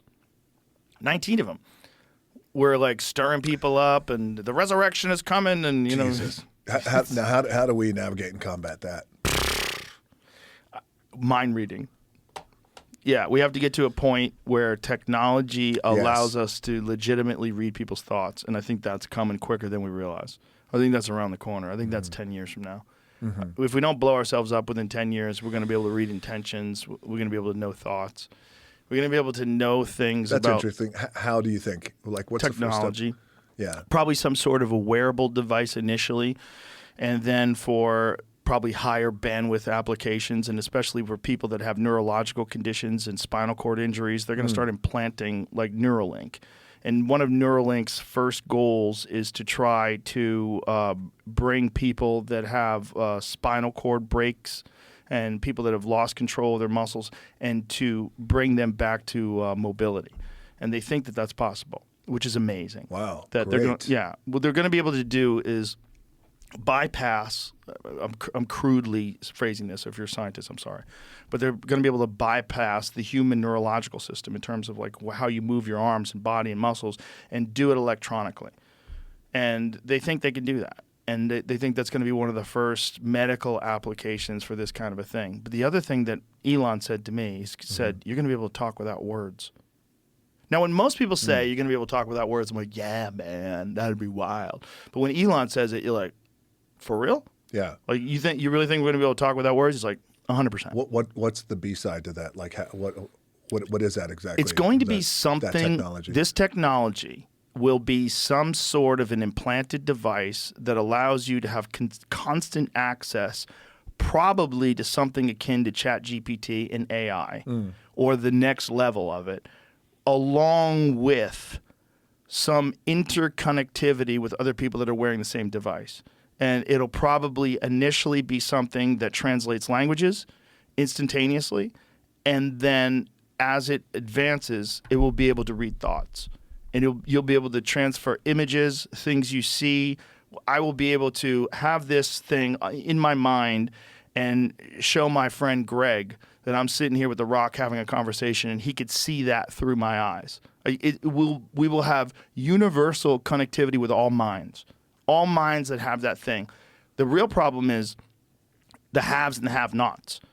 Because just like if you go back and watch Wall Street, like Michael Douglas had that fucking big-ass brick telephone. He was walking on the beach. I'm like, look at this guy. He's got a phone. He's walking on the beach. What a baller. Yeah. Now anyone, you can go to fucking T-Mobile and get a flip phone for like $50. Yeah. Like you get a cheap cell phone where you could talk to a person. It's a tiny thing. It sits in your pocket. It's so much better than what Michael Douglas had. Yeah. And everybody can get it.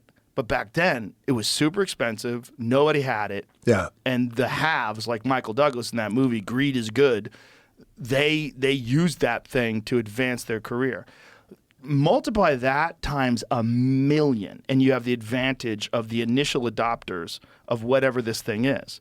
Because if they integrate with artificial intelligence initially, and they integrate with some sort of a universal internet system, they're going to be able to accomplish things in business and in terms of like manipulation of financial markets and in terms of acquiring resources. They're going to be able to do things that the people without those things are not going to be able to do. And they will have massive amounts of wealth and power almost instantly. Within years, it'll be a change, a giant shift that'll go over to the people that have these devices. And that's the most insane have and have nots, because you essentially have superhumans. You essentially have something that's almost like an alien that exists with these advanced primates, which is what we are. Yeah. Does Elon feel like that will happen within a decade? He thinks it's going to happen pretty quick. It probably will be within a decade. Yeah, he thinks that once they start implementing it, and they've already started trials with human beings, and I think the first trials they're doing are with people with neurological either conditions or injuries. Yeah. And, I've also heard it talked about vision. They're going to be able to restore people's vision. They're going to be able to do some wild shit. By the way, brother, 10 years is right around the corner. So quick. 10 years ago was 2013, which is nuts. Nothing. That right? seems like like if you have a 2013 car, that's a fucking pretty new car. Yes. So, right. How was that 10 years ago? When crazy. I always tell people this. When I was in high school in 1981, a 1970 car was a classic. Yes. It was only 11 years old. Yeah. But if you had like a 1970 Barracuda, like, wow, dude, look at that fucking thing. Yeah. It was a classic already. But time seemed to move different then. Like 10 years back then seemed like a long fucking time. And as society and technology and innovation just spins at this insane, ever rapid pace, 10 years feels like nothing. Dude, it's the acceleration that we live in today. Mm-hmm. Yeah, absolutely. Yeah, there's so much going on. And I think when that does happen, there's two What was battles. your first car? My first car was a 1973 Chevelle. Well, how old were you? I was 16. Yeah, I was 16. Yeah. Yeah, it was a hunk of shit. I think I bought it for $350. I'm positive I bought it for $350. Yeah. It was worth $300. It died the next day. It died the next day. Yeah, but the dude took it back. There was something wrong with the engine. I'm like, dude, the fucking engine seized up. Was that like your boy from your hometown? No, like it was a guy I knew. But he took it back. And it died the next day. Yeah, it died the next day. And then I got I was always into muscle cars. I had a bunch of muscle cars. That was always what I was into. You know? Well, how old were you when you got your first one? 16. Okay, so I'm 15. I'm in a bar in Nashville, and I had no business being in a bar. It was downtown Nashville, and on Lower Broad, because at that time I had this fantasy in my head that I was going to be a country music singer. Really? Dude. Well, I love country. I think we might have talked about that. But I know you wanted to be too. a country music singer. Yeah, yeah. Until I was like, I sing in fucking keys that don't exist. So it's going to be a short-lived That's hilarious. dream. But, dude, so I would go down to these honky-tonks. So I was down there with a buddy of mine named Downtown Bruno, and who's still one of my best friends today. And a drunk walks in. And he says, hey, who wants to buy a car? And I had no car at that time, no money. We just got evicted out of Hawaii.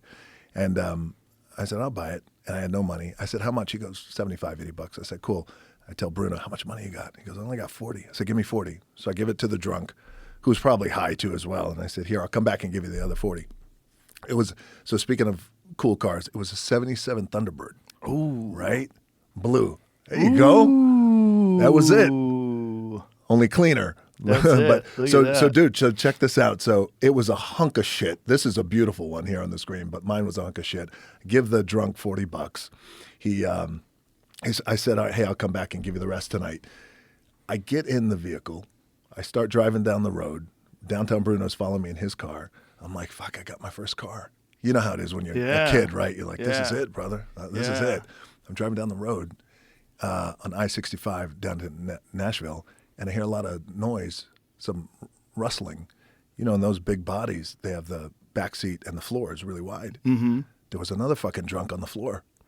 Oh no. Then and he was rather. I was like, what the fuck? He's in the car. He's in the car. So I pull over, and he's just high as fuck. He's probably a crackhead. And I was like, dude, I bought the car. You got to get out.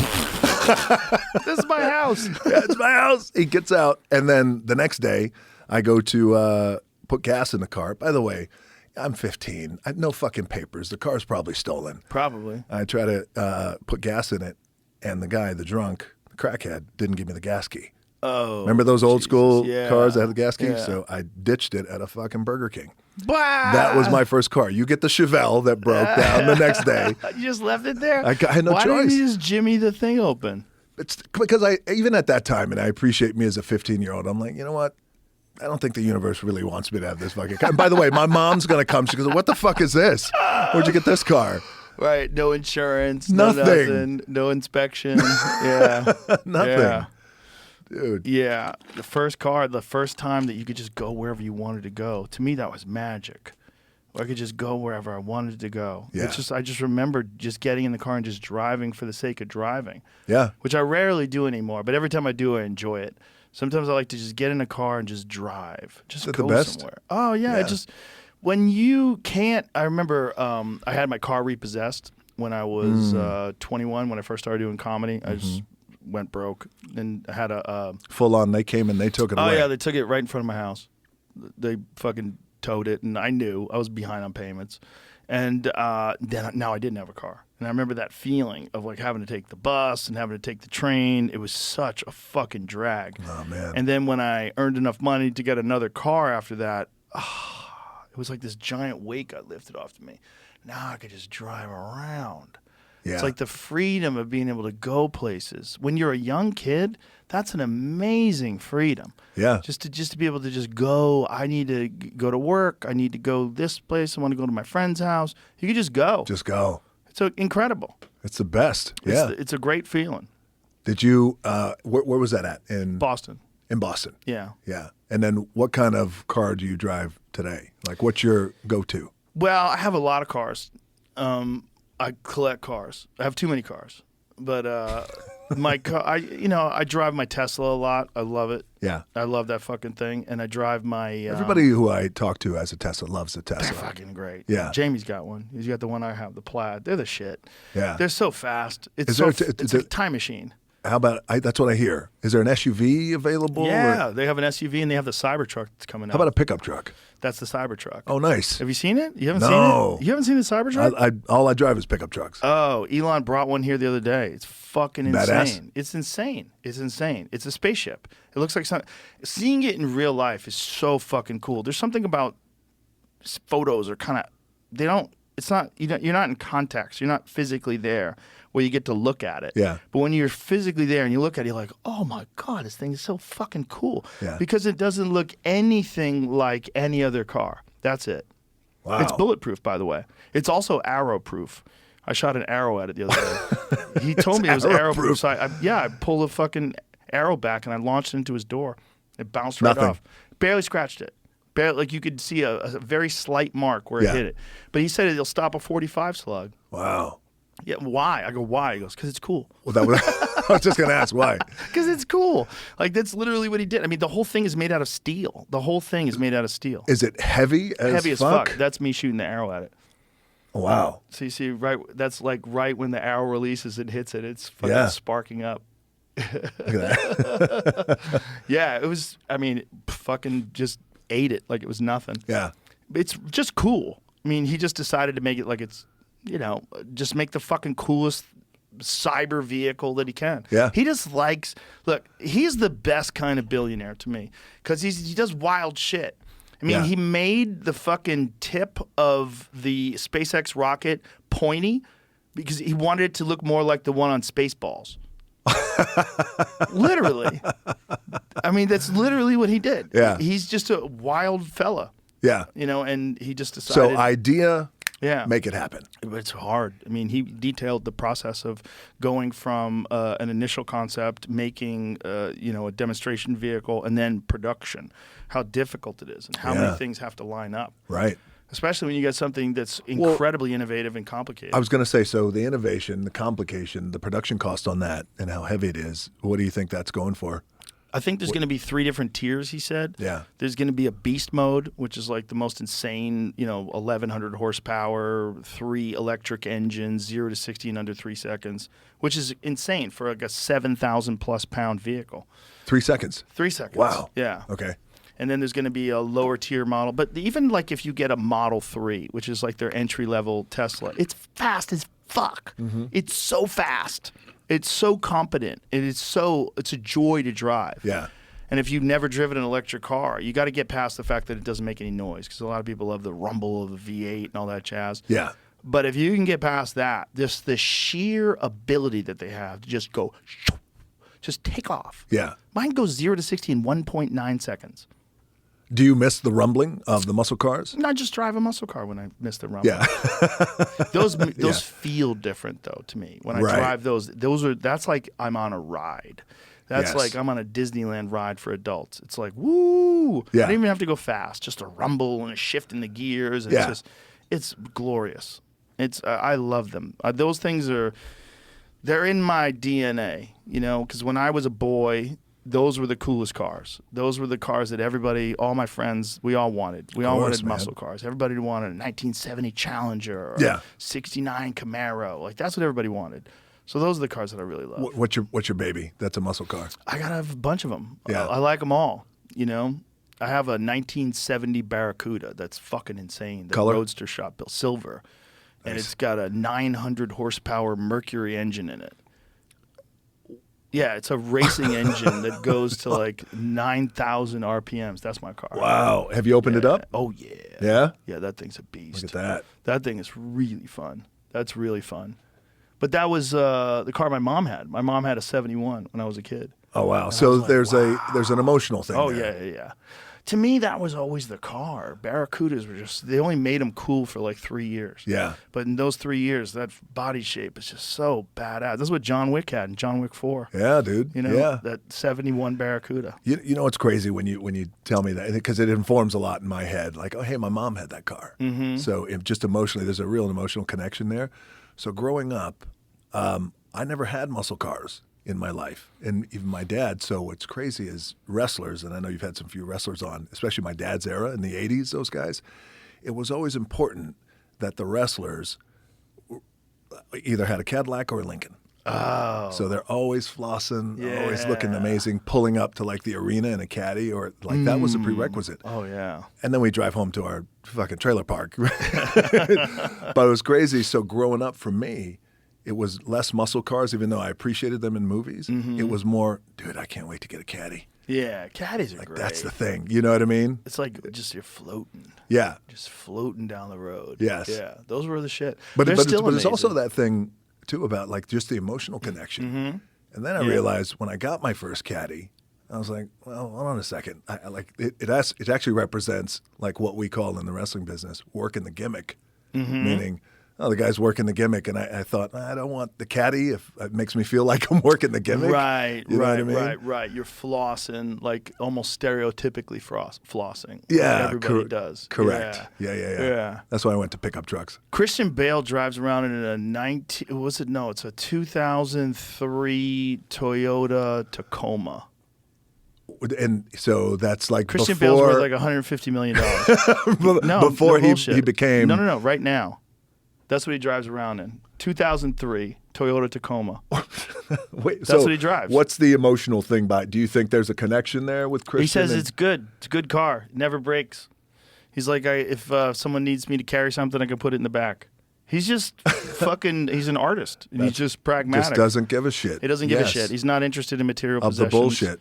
Yeah, for him, I drive a 2003 Toyota Tacoma. It's a fucking bulletproof car. They never break. That's awesome, man. You get a Toyota, those motherfuckers go forever. I have a Toyota Land Cruiser. I have a 1995 that I drove here tonight. Yeah. I love it. Yeah. Mine's all redone. It's got a supercharged Corvette engine in it. Oh, It's shit. all been redone. What year?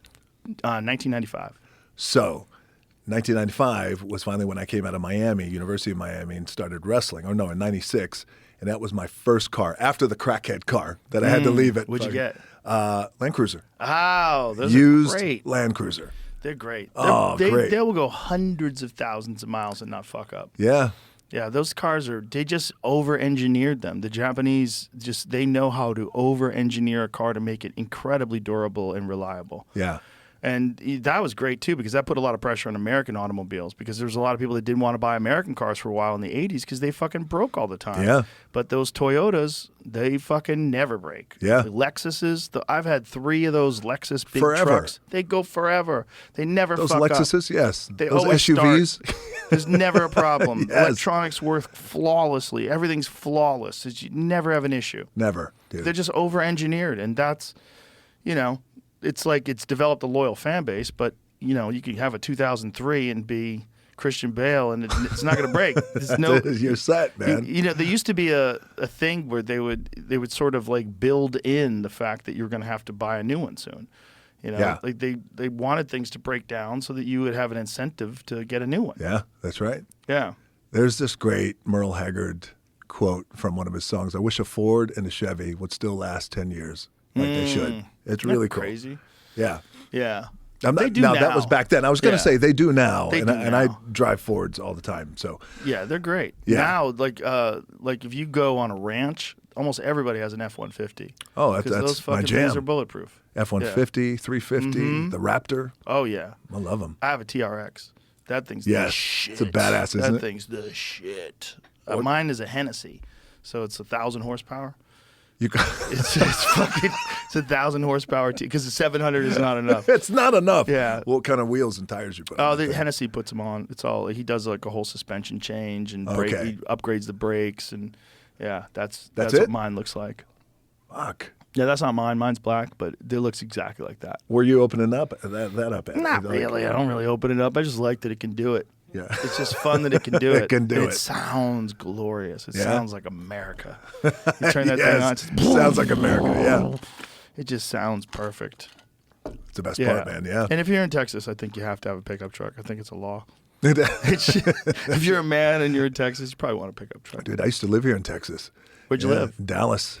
When my love old Dallas. man, I love Dallas. My old man was wrestling for a very famous family, the Von Erich family. Oh yeah. Yeah. Oh wow. And they got a big movie coming out, by the way. This on the Von Erichs. on the Von Erich, yeah, called Iron Claw. Oh, that's not the who's starring in that?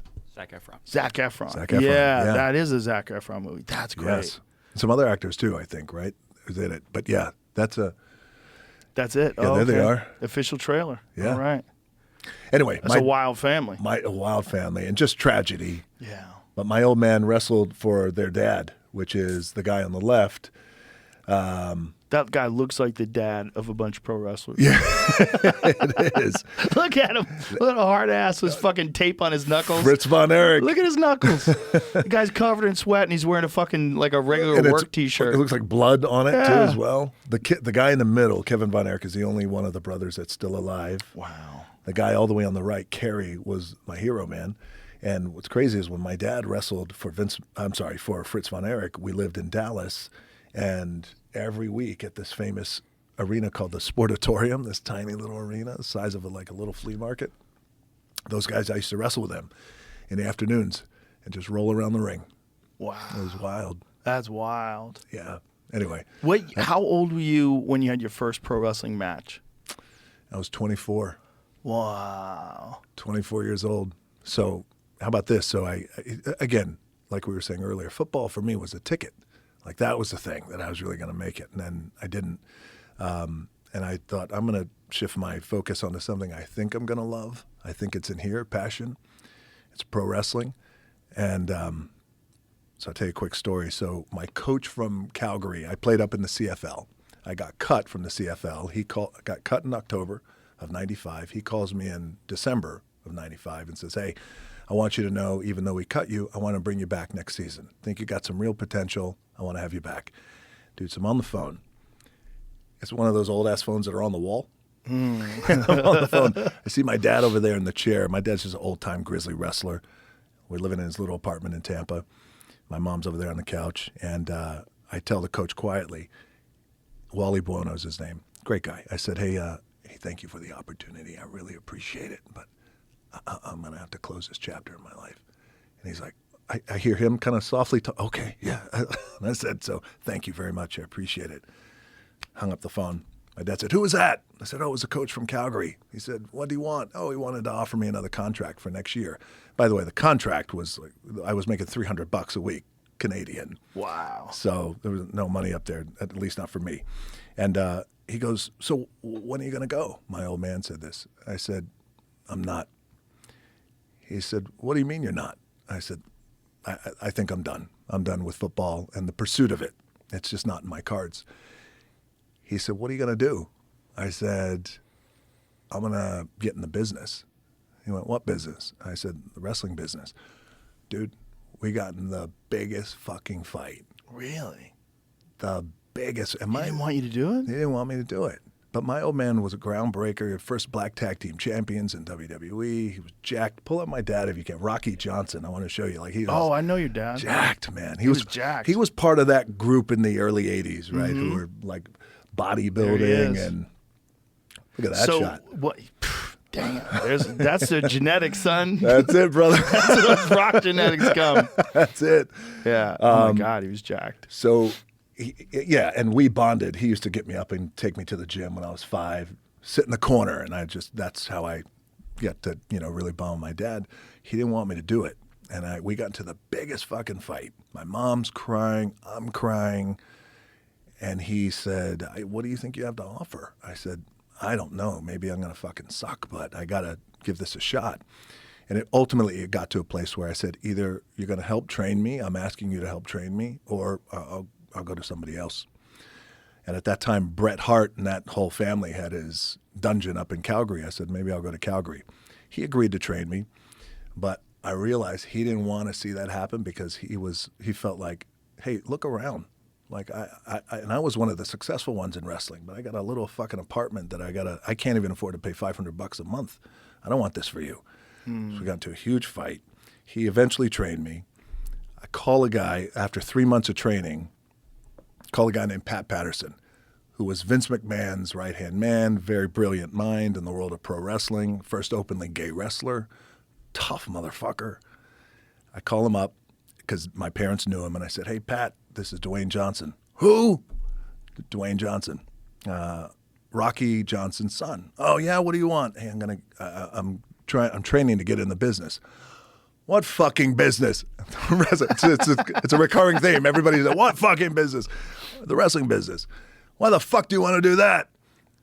You're just feeling like you're just getting bombed right, left and right by these OGs. So I said, "I'd love for you to come down and just watch me train. And if I got anything to offer, just let me know. And if I don't, just let me know. That's all I want."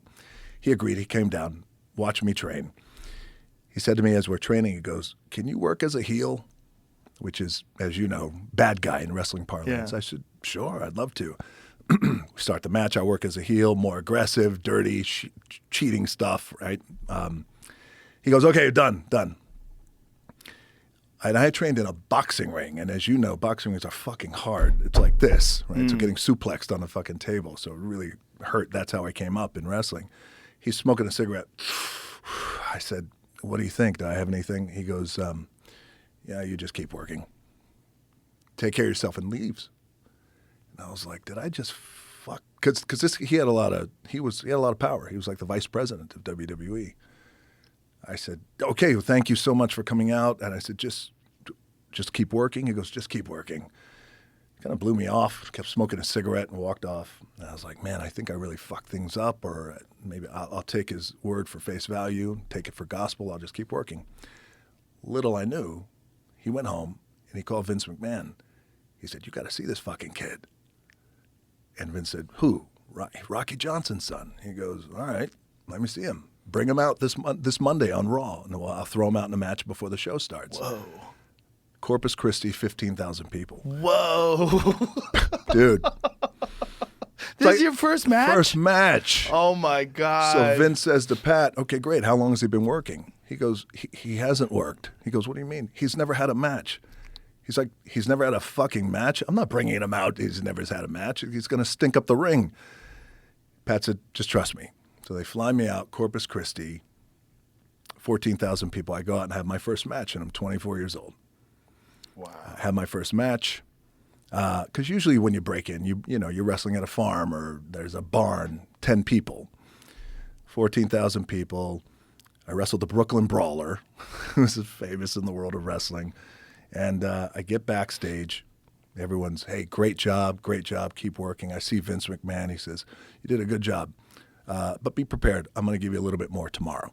I went, great, okay. I see Pat Patterson smoking a cigarette. Come here for a second. I said, yeah. He goes, your punches. I went, yeah. They fucking suck. Just riding me. So that was my first match, first experience, man. Wow. Yeah. And then he by the way, he said, if you have a shred of opportunity to make it in this business, you're gonna have to learn a lot of shit, but learn how to throw a great punch. What was wrong with the way you were throwing a punch? It just didn't look real. And the best of punches, like you got to be snug. You lay them in a little bit. You pull it back a little. You pull it, well, you can pull it back a little, but I found the best punches is you follow through, but learn how to just tap a little bit. And then, that's where you learn that kind of timing. You know how some guys, they hit a rope or a piece of string or something like that? Right. So I worked on the punches too as well. Wow. That was crazy. That was my first match. That's insane. Yeah, when was the man. next match? Next match was the following night. Whoa. So you were right into it. Right into it. What's the second match like versus the first? You've already done it. You've already been in front of 15,000 people. I'm feeling pretty good because, as you know, and like people out there know, if you prepare, then all right, I'm as prepared as I possibly can be. Right. So we'll just see how it goes. So the second night, I had a little bit of confidence, but the guy they put me in there with was a guy named Chris Candido, incredible wrestler. Does a lot of acrobatic stuff, flying stuff. He called the match, had me flying all around and doing all this stuff. But it was a great experience. After that, I met with Vince. He said, "You're not ready for WWE. You're not ready for the big time. I'm going to send you down to Tennessee, and that's where you're going to learn how to work." And it was just a smaller company, minor leagues. He said, "But you're going to go down there. You learn how to cut your teeth down there, learn how to work, learn the business." And when you're ready, if you're ready, I'll bring you up. I was like, thank you very much. I appreciate it. And I went to work. So, dude, as I'm leaving Vince McMahon's office, he says, hey, by the way, I turn around, he goes, don't go down there and cut your forehead up with razor blades. I went, okay, got it. Because in wrestling, there was a time where that's how you bled with razor blades. And he goes, I want to protect this. So good. I do too. All right. Then years later, I'm fucking doing this up in WWE. But that had to be a good feeling, though. That he had some real hope in you. That is my second match. This is insane. Right there. Look at that. This is insane. Wow. Does it seem surreal watching this? This is so surreal, man. Look at this. By the way, you see people still coming in, right? Yeah. Empty seats. That was it. Wow. That was it, man. First match. Memories. First match. Wow. That's crazy. It's incredible. And then to go from there to where you became had to be surreal. It was the most surreal thing because finally when they called me up to WWE, it was November. Vince brings me in, and I go to a big pay-per-view called Survivor Series. Now, the wrestling fans out know what this pay-per-view is. It's November 1996. There it is. There it is. Dude, look at that fucking haircut. Look at you. Ray Charles cut my hair back then. I was like, wow. so this is Madison Square Garden. 22,000 people. There's Jerry the King Lawler. The guy's a legend. Here's a little bit of, watch this. There we go. Here's a double leapfrog here. Wow. Drop kick is coming up. Little punch. So even if you see that punch, it was a little shitty punch anyway. But that was Madison Square Garden. Just sold out. Vince McMahon tells me an hour before I go out, you're going to win the whole thing tonight. Whoa. I went, what do you mean? He goes, you're going to win the whole thing. I'm throwing you right into the fire. I'll never forget this. He said, you're either going to fucking sink or you're going to swim. It's New York City. It's up to you. And I went, okay, great. I talked to all the guys. And by the way, in order to make someone like that, you need the other guys, right? To say, because I always like to say, you never beat anybody Right. in wrestling. Truly beat you. The guy allows you to beat him. Right. So all those guys in that ring right there, I'll forever be grateful for them because they allowed that to happen. So I win the match. New star is born in the world of pro wrestling. This rookie kid, Rocky Maivia. This is the 1, 2, 3 here. That wrestler is Gold Dust. Comes from a very famous family. That guy was amazing. You remember him? Goldust was Yeah, he was amazing. amazing, man. The whole Gold Dust thing was So crazy. can you pause that for a second? Go back to my hair. So I didn't know. Look at this. Pause. I didn't know that I went to the hair person who was backstage. I said, can you give me something that's going to make my hair like nice and like go down? And she gave me like a thing that made it frizzy.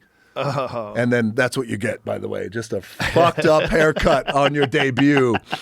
Like, luckily, the people of New York was like, "This, we kind of like this kid. His haircut is really fucked up." You look like Kid and Play. Look like the bigger version of Kid and Play. Look at this. Look at that thing. Fuck. That's a solid foot above your head. That's awful. Right this time, the Wow. referee's like, "Hey, get the fuck out of the ring. Come on, we got a show." So you. So what? So go ahead. No, go ahead. Well, I was going to say, so we win this match, and things are ascending. The dream is coming true. Like, this is it, man. I finally feel like this is what I was born to do. And, man, it's feeling so fucking good. Guys in the locker room, everybody taking me under their wing. There's some political bullshit that you always want to stay away from. I've always stayed away from that. But for the most part, everybody's supportive. Because even though it's a cutthroat business backstage, you still need some guys, who are going to show you the way. So I wound up becoming the youngest Intercontinental Champion, beating Triple H, or he let me beat him. Right. Everything was doing this. So at that time, this interesting thing was happening in the world of pro wrestling where it was fans were cheering the heels and anti-authority. Fuck the boss, led by Stone Cold Steve Austin, giving everybody the bird. Fuck Vince McMahon. Fans were loving that, gravitating towards this. That guy drives a pickup truck, drinks a beer, tells everybody to go fuck themselves. Now, in wrestling world, that's supposed to be a bad guy, but now he's becoming a hero. Then you have this kid who's 25, who's coming out. Here we go, the fucking old school. And Vince and the company always told me, hey, you can't smile enough. I was like, what do you mean? You go out, you smile. I want to make sure everybody knows you're grateful. Gratitude of attitude. And I said, no, okay. And it started not to feel good to me because I said, well, so, these nights I'm getting beat. But I still want you to smile anyway. So you have this thing happening over here, the rise of the Attitude Era, and then you have this kid who's just smiling away. Everything is good, even when he fucking loses. And it never felt right to me here. And then fans started to turn. Booing every night. Got to a point, dude, going into my first WrestleMania, Chicago, I'll never forget it. Every night they were chanting Rocky sucks. Whoa. And I had to smile through it. Ooh. The bosses were telling me, no, you got to smile. No, keep smiling. Ignore it. Ignore it. Just ignore it. If you're paying your hard-earned money as a fan, even though this world is fiction and it's not real, the best of the wrestlers always came from a real place. So I was smiling away. I get to WrestleMania, Chicago, sold out. Stone Cold Steve Austin's on top in the main event. I'm defending my title. WrestleMania, 20,000 people start chanting Rocky sucks. So imagine that. You're a kid, 25 years old. You got the belt on you, pressure. You're in there. And the guy who I was wrestling, the Sultan, who was actually my cousin, Rikishi, from my Samoan side, he had me in a rear chin lock. Whole arena's chanting Rocky sucks. He's whispering to me, don't listen to him. Don't listen to him. Now I'm like, fuck, this is my life now. Right. We get out of the match. I go backstage. Vince looks at me and Pat and just says, I don't know what we did wrong, but we have to make a change. I know what that means. 2 days later, I dropped the belt to somebody else. Now I'm getting beat every night. And then I get hurt. I tear my PCL, wrestling a guy named Mick Foley. Now, by this time, it's May. Vince says, take time off, heal your knee. I don't know what we did wrong or where we went wrong, but we got to really figure things out with you. I don't know if this is going to work out. Oof. Yeah, man. And this is 1997, summer of 97. Now, you'll appreciate this part. In 97, during that time, while I was still going out to L.A. and working out, we were crossing all the MMA guys. Pride just opened up in Japan. So I was seeing all these MMA guys going over to Pride. You remember that time, right? I think you might have been with UFC at that time, right? Yeah. And at that time, I was making $150,000 wrestling 235 days a year. So do the math of that and how much you're making per match.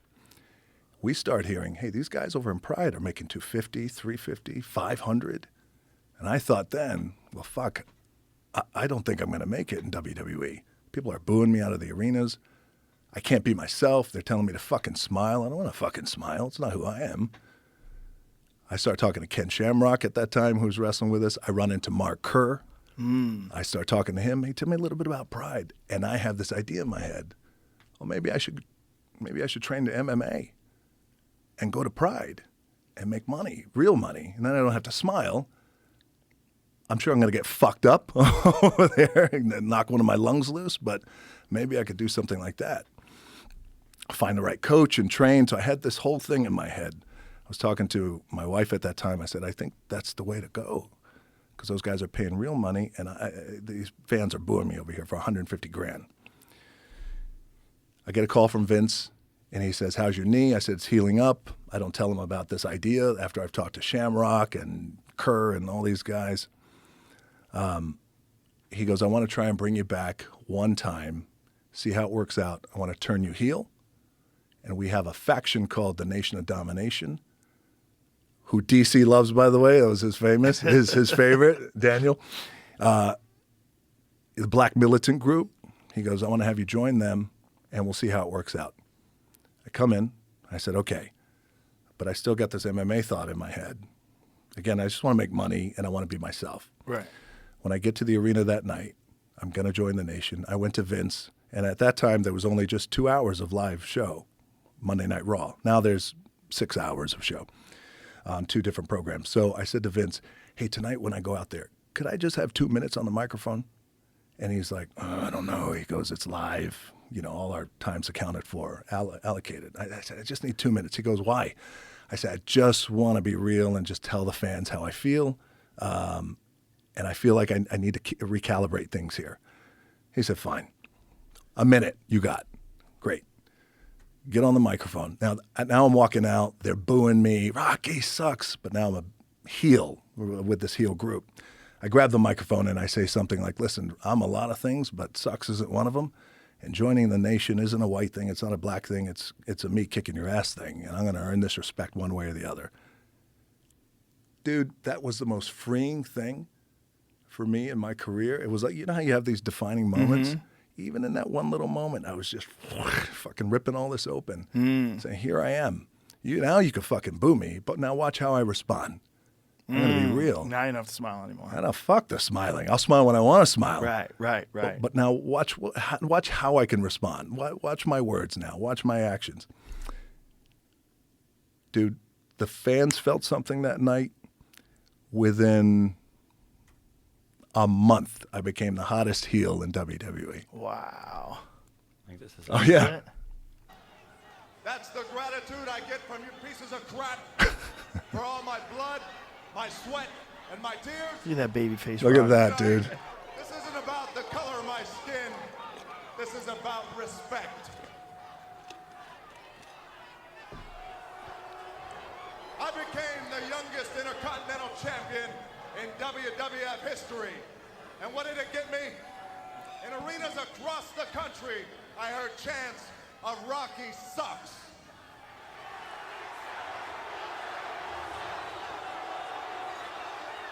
Well, Rocky Maivia is a lot of things, but sucks isn't one of them.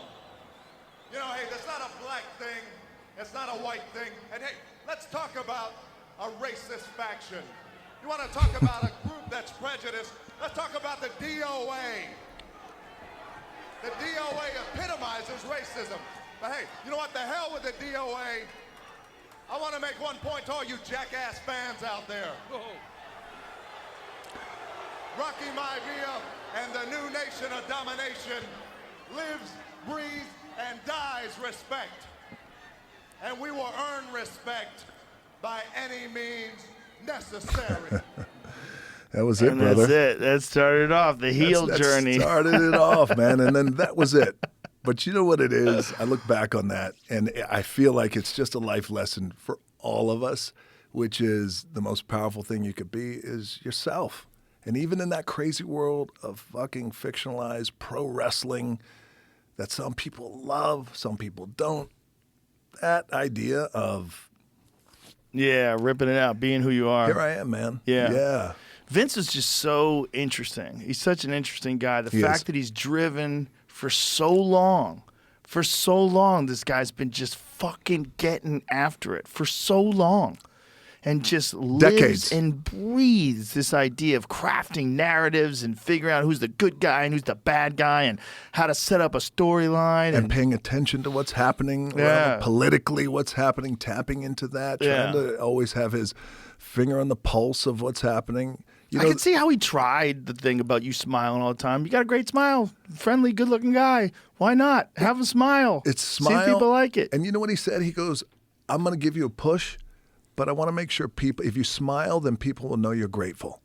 And I was like, okay, I get the conceit of that. Right. But there's other ways I think I can be grateful because otherwise I'm coming across as being a phony, and that's just not who I am.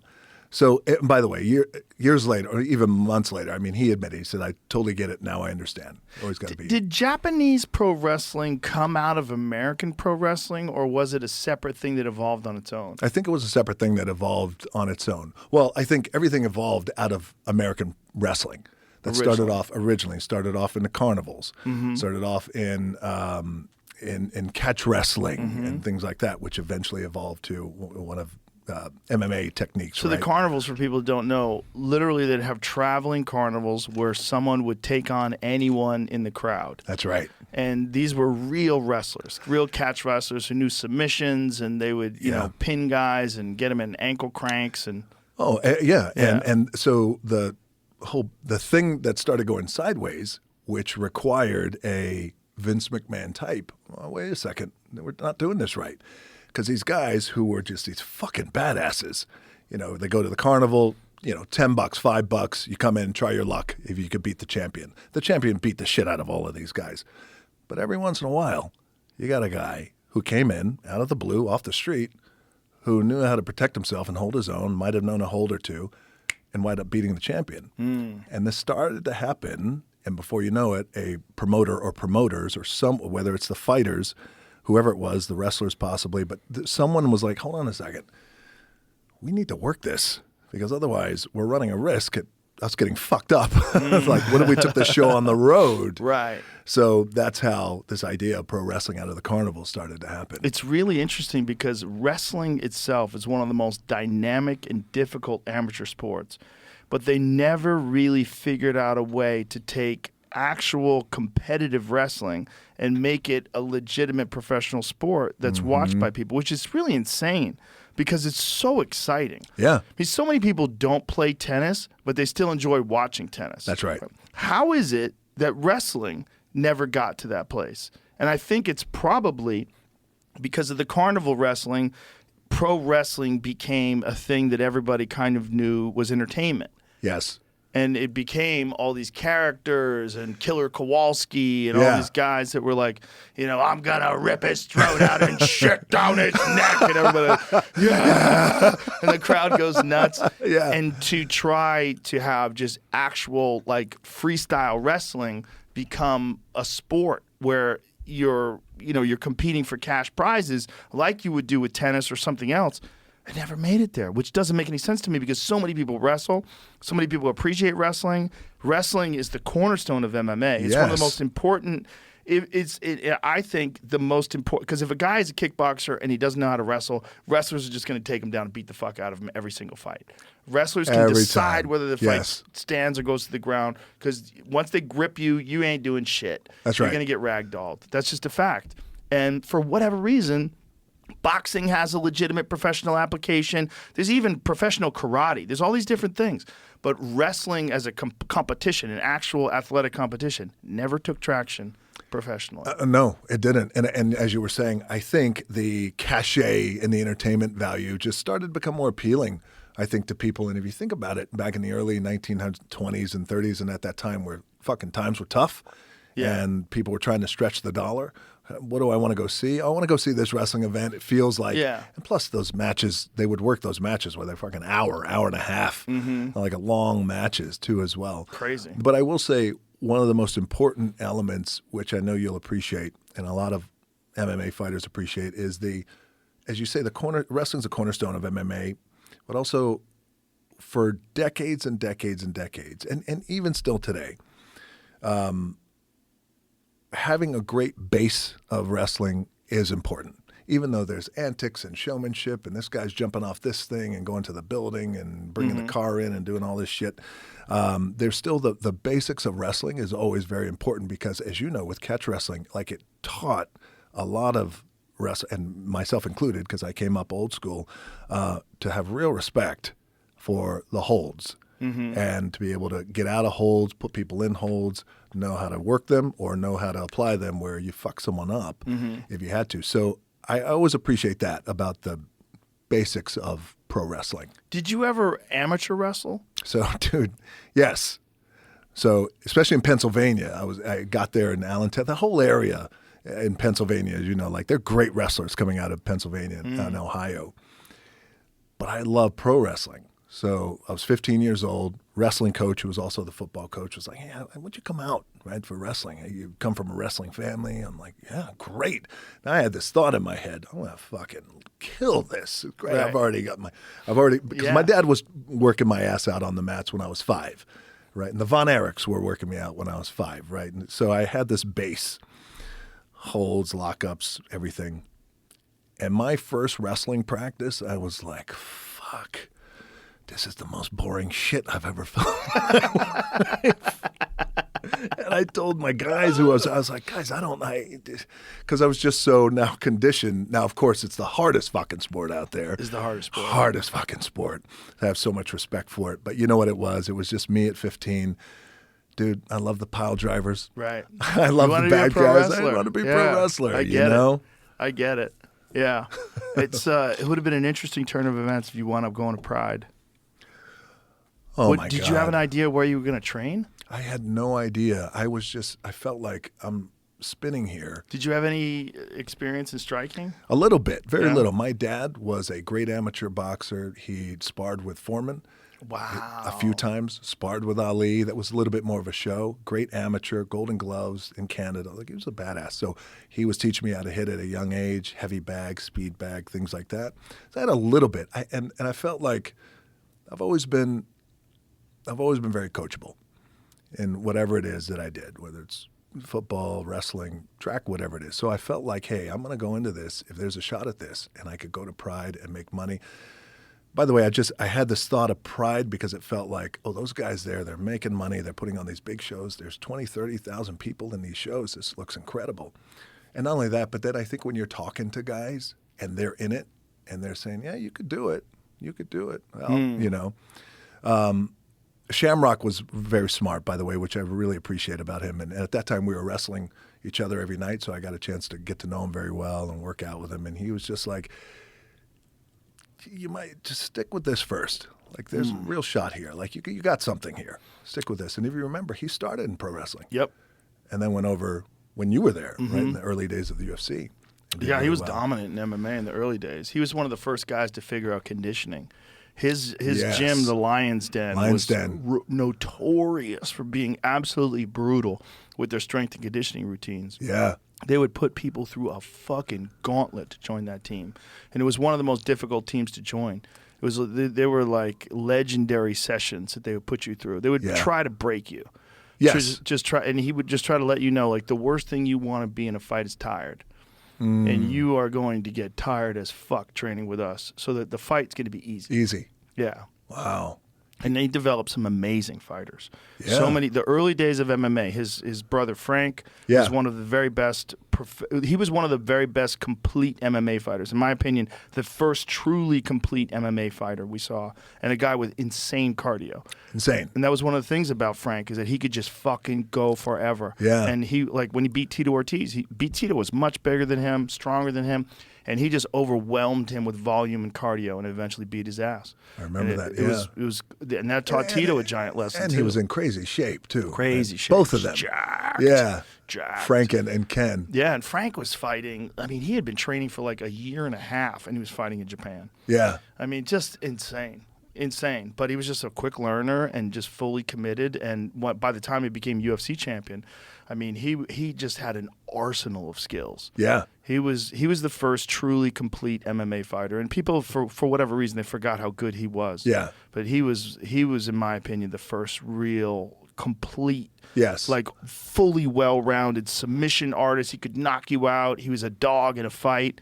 Yeah. Just incredible conditioning, built like a god. Yeah. He was the first. Let me ask you this about these guys. Say, for example, to take Frank Shamrock, Ken Shamrock, whom I know, I love that guy, Mark Kerr, who I've gotten to know very well. Do you think these guys, I don't want to say were they ahead of their time, because they were all founding fathers. Yeah, right? they're pioneers. Pioneers, man. How do you think those guys would fare today, even with the insane mindset that those guys had, right? I feel like with the different kind of coaching, how they were coached back then, I feel like they would still dominate.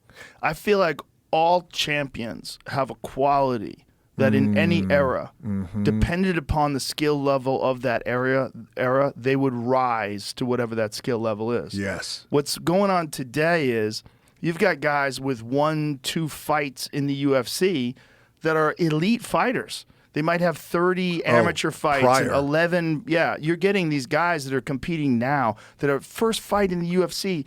They're world class. You see like how smooth and technical they are. You're like, Jesus Christ, these guys are so good. Back then, that wasn't the case. So you could get away with a lot more, and you didn't have as high a bar to aspire to.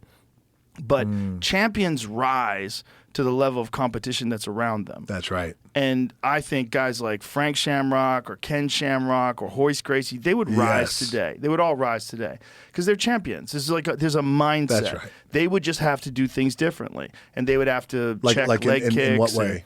They would have to know every aspect of it. Like Hoist in the beginning, very little striking. He would just kind of throw kicks just to try to get a clinch and get a hold of you, and his jiu-jitsu was so superior to everybody's that once he got you to the ground, you were fucked. Yeah. But that's not good enough today. Yeah. Like now everyone's a black belt in jiu-jitsu. Now everyone knows how to move on the ground. Now everyone knows how to defend, and everyone has nasty stand-up. And you have to have everything today. But Hoist would have developed that. He's a champion. There's a mindset of someone who can win one of those gigantic tournaments that he won, like in the early days. He's fighting guys 270 pounds. When he fought Dan Severn was giant. He catches him in a triangle. Yeah.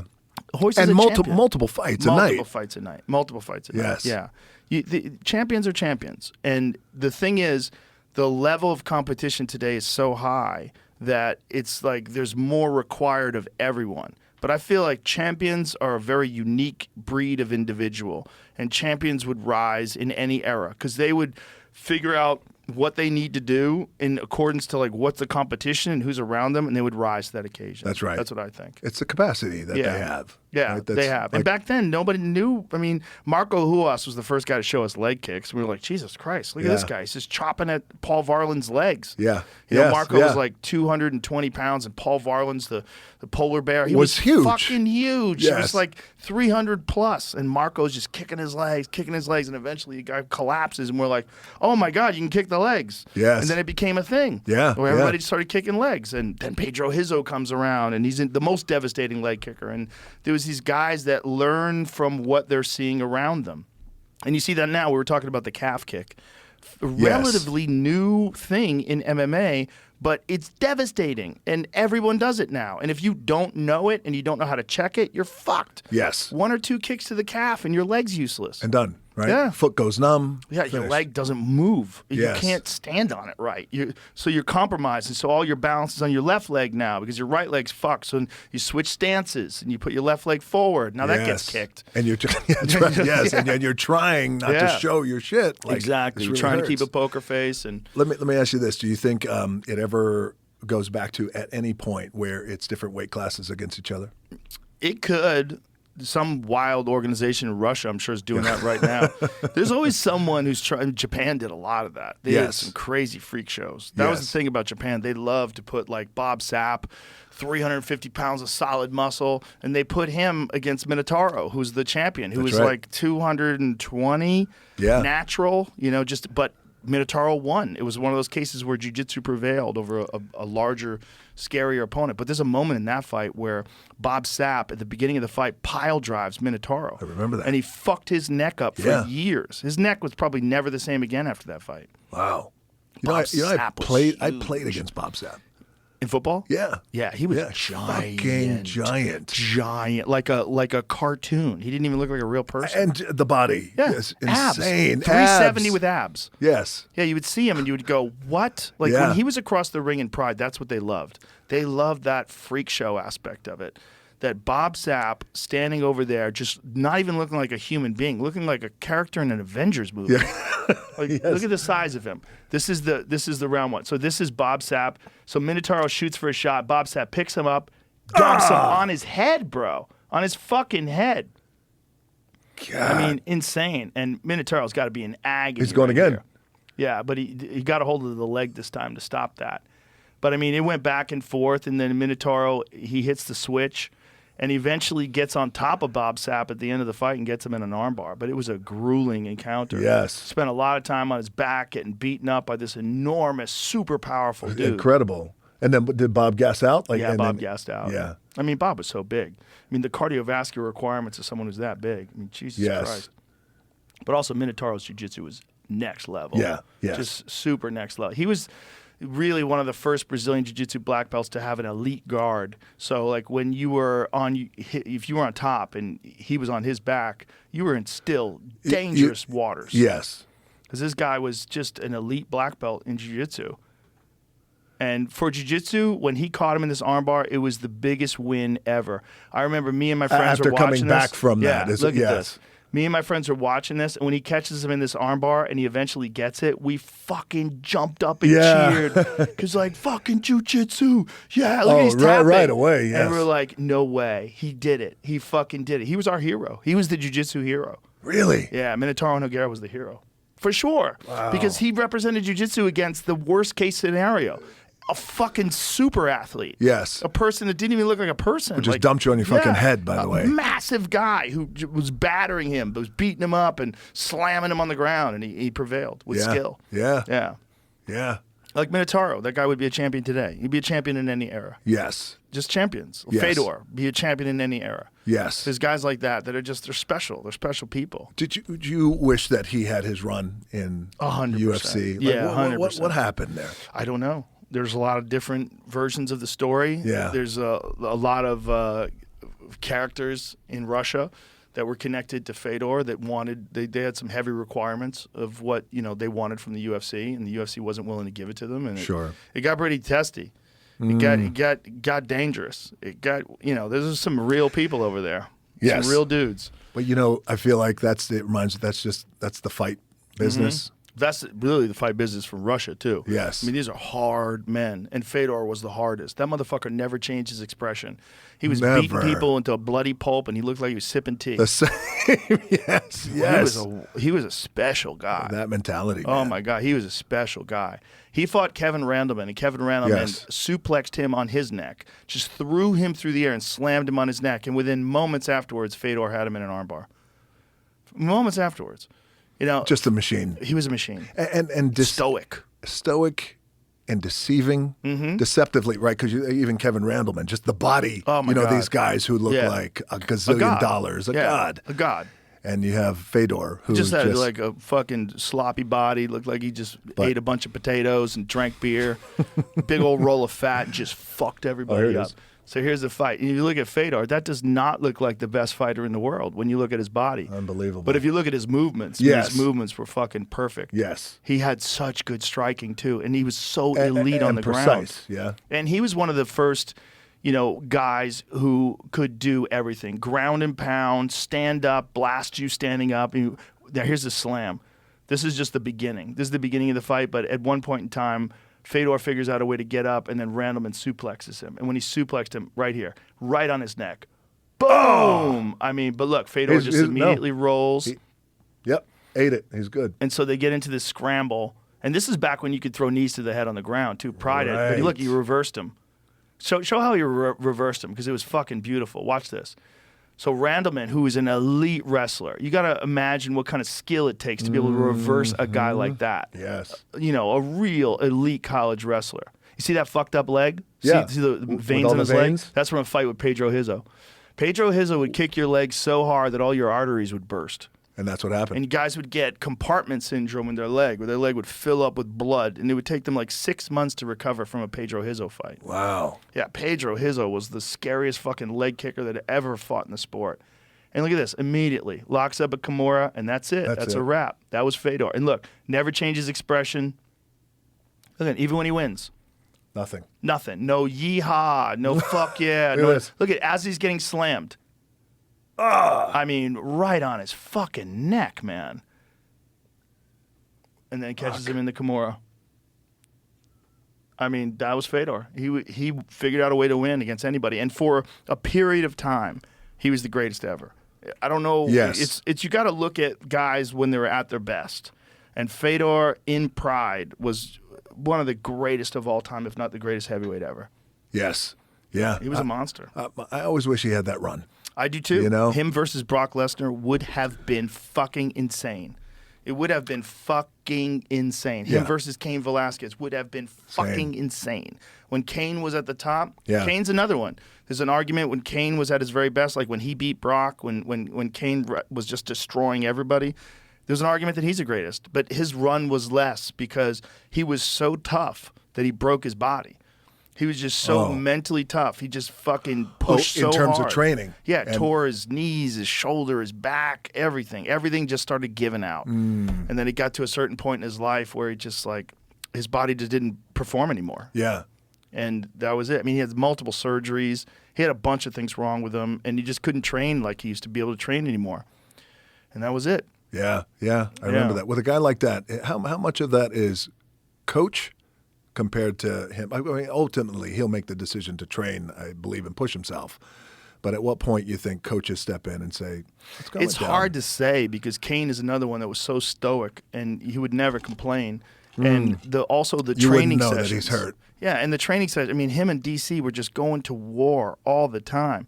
And AKA was just this talent-filled shark tank of a bunch of assassins just beating the fuck out of each other, and just all iron sharpens iron. And you're going to get banged up. You're going to get banged up in training. You're going to get banged up in these fights against guys like, these fucking huge super athlete fighters. You're going to get banged up. Yeah. But in that time when he beat Minotauro, Jesus Christ, this is like when you could see the levels of competition as they pull up Cain Velasquez versus Minotauro. Because this, in my opinion, this is prime Cain Velasquez when he just seemed unstoppable. Yeah. Because he was a heavyweight, but he had the cardio of a welterweight. Yeah.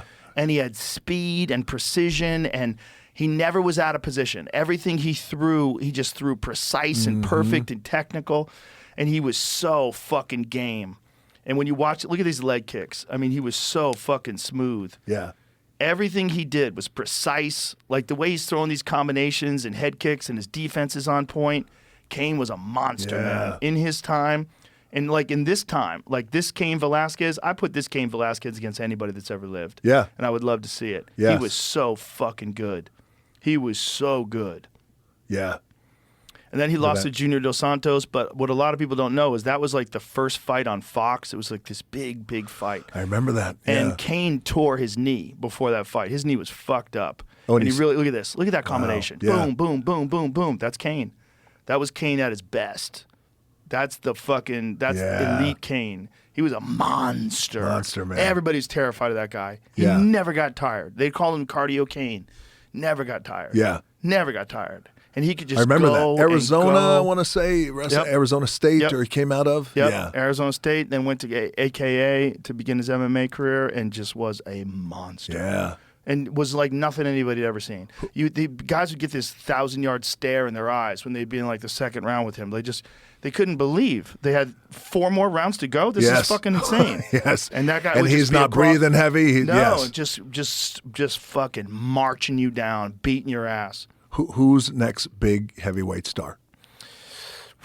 Tom Aspinall, the guy who Of just course, who won just the won. interim title. He's Yeah. phenomenal, and he is Yes. again the next the next advancement of the evolution of the sport. How so? Well, because he can do everything. That guy's got elite jiu-jitsu. He's got elite takedowns. His Yeah. striking is outstanding. I mean, he knocked out Sergey, who's the scariest fucking striker in all of MMA. Yeah. And he knocked him out in the first round. And the way he did it was just picture perfect. And he did it with a fucked up back. He fucked his back up and wasn't able to train for like he fucked his back up in one of the sessions when he was because he only got the fight call 2 weeks before the I was just event. going to say, right? Yeah. Like it's just He didn't he even took train it early. He didn't Yes. even train. He couldn't train. He His couldn't back was train. fucked. He couldn't train. So he just went out there and fought. He just said, let my back heal up. I'm fit enough. Yeah. I'm in shape enough. I'll do whatever I can do in training, but he couldn't wrestle. Yeah. He couldn't do much sparring. His back was fucked up. So he had to kind of let it heal as much as it could Yeah. in like 10 days. And then go out and fight the fucking scariest guy in Fucking the sport. ever, yeah. That's fucking crazy. Did you call that? Yeah, I know. yeah. I knew you called Yeah, it, yeah, but yeah. did you call? Did you? Oh have no, I him- had no idea. I had no idea. Both of those main events, I had no idea. It was Yeah. like you couldn't. Sergey could connect on anybody and put them to sleep. He just knocked out Derek Lewis in one round. He knocked out Tai know. Tuivasa in Dude, one round. yes. He was a monster. And so you watch Sergey and you go, I don't know. You watch Aspinall. Like I knew Aspinall was going to have a speed advantage because he's faster than any heavyweight. Yeah. And that's something that his coach drilled into him when he was young. Speed. Like be fast. Like you got to be fast. That's what's going to Yes. separate you from everybody else. Speed kills. Speed.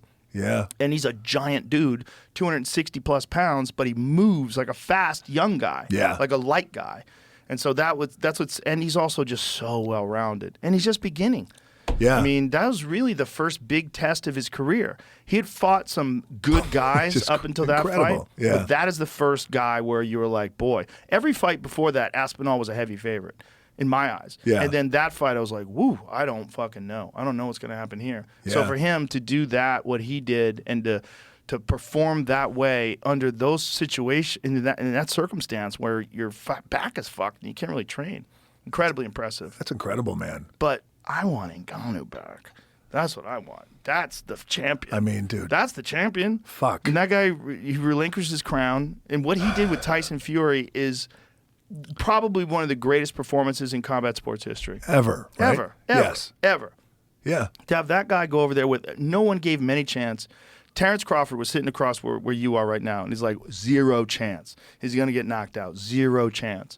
And then when he dropped Tyson Fury in the 3rd round and then was battering him in the 8th, and then at the 10th round, at the end of the fight, you're like, I don't know I don't who know won. what's going to fucking happen I don't here. know who won. And one Yes. judge saw it for him, and one judge saw it and the other 2 judges saw it for Fury. But it was that close. It was that close where and a lot of people are saying that this puts Tyson Fury's argument of being one of the greatest of all time in jeopardy. Because now people are saying, well, hey, man, you got dropped and brought to a questionable decision by a guy with 0 boxing matches, Yeah. which is crazy. Yeah. But that's the kind of freak that Francis Francis is, man. He's a freak. He's the freak of all freaks. If you're, and you've seen Francis up close, Yeah. right? Yeah, that's the thing. And so you know the kind of freak he is. If you're him and if you're his people, what's his next move? Get as much money as you can. Of course. This is what I think Yeah. they should do. Put him in with a heavyweight boxer that he can beat that has a good record.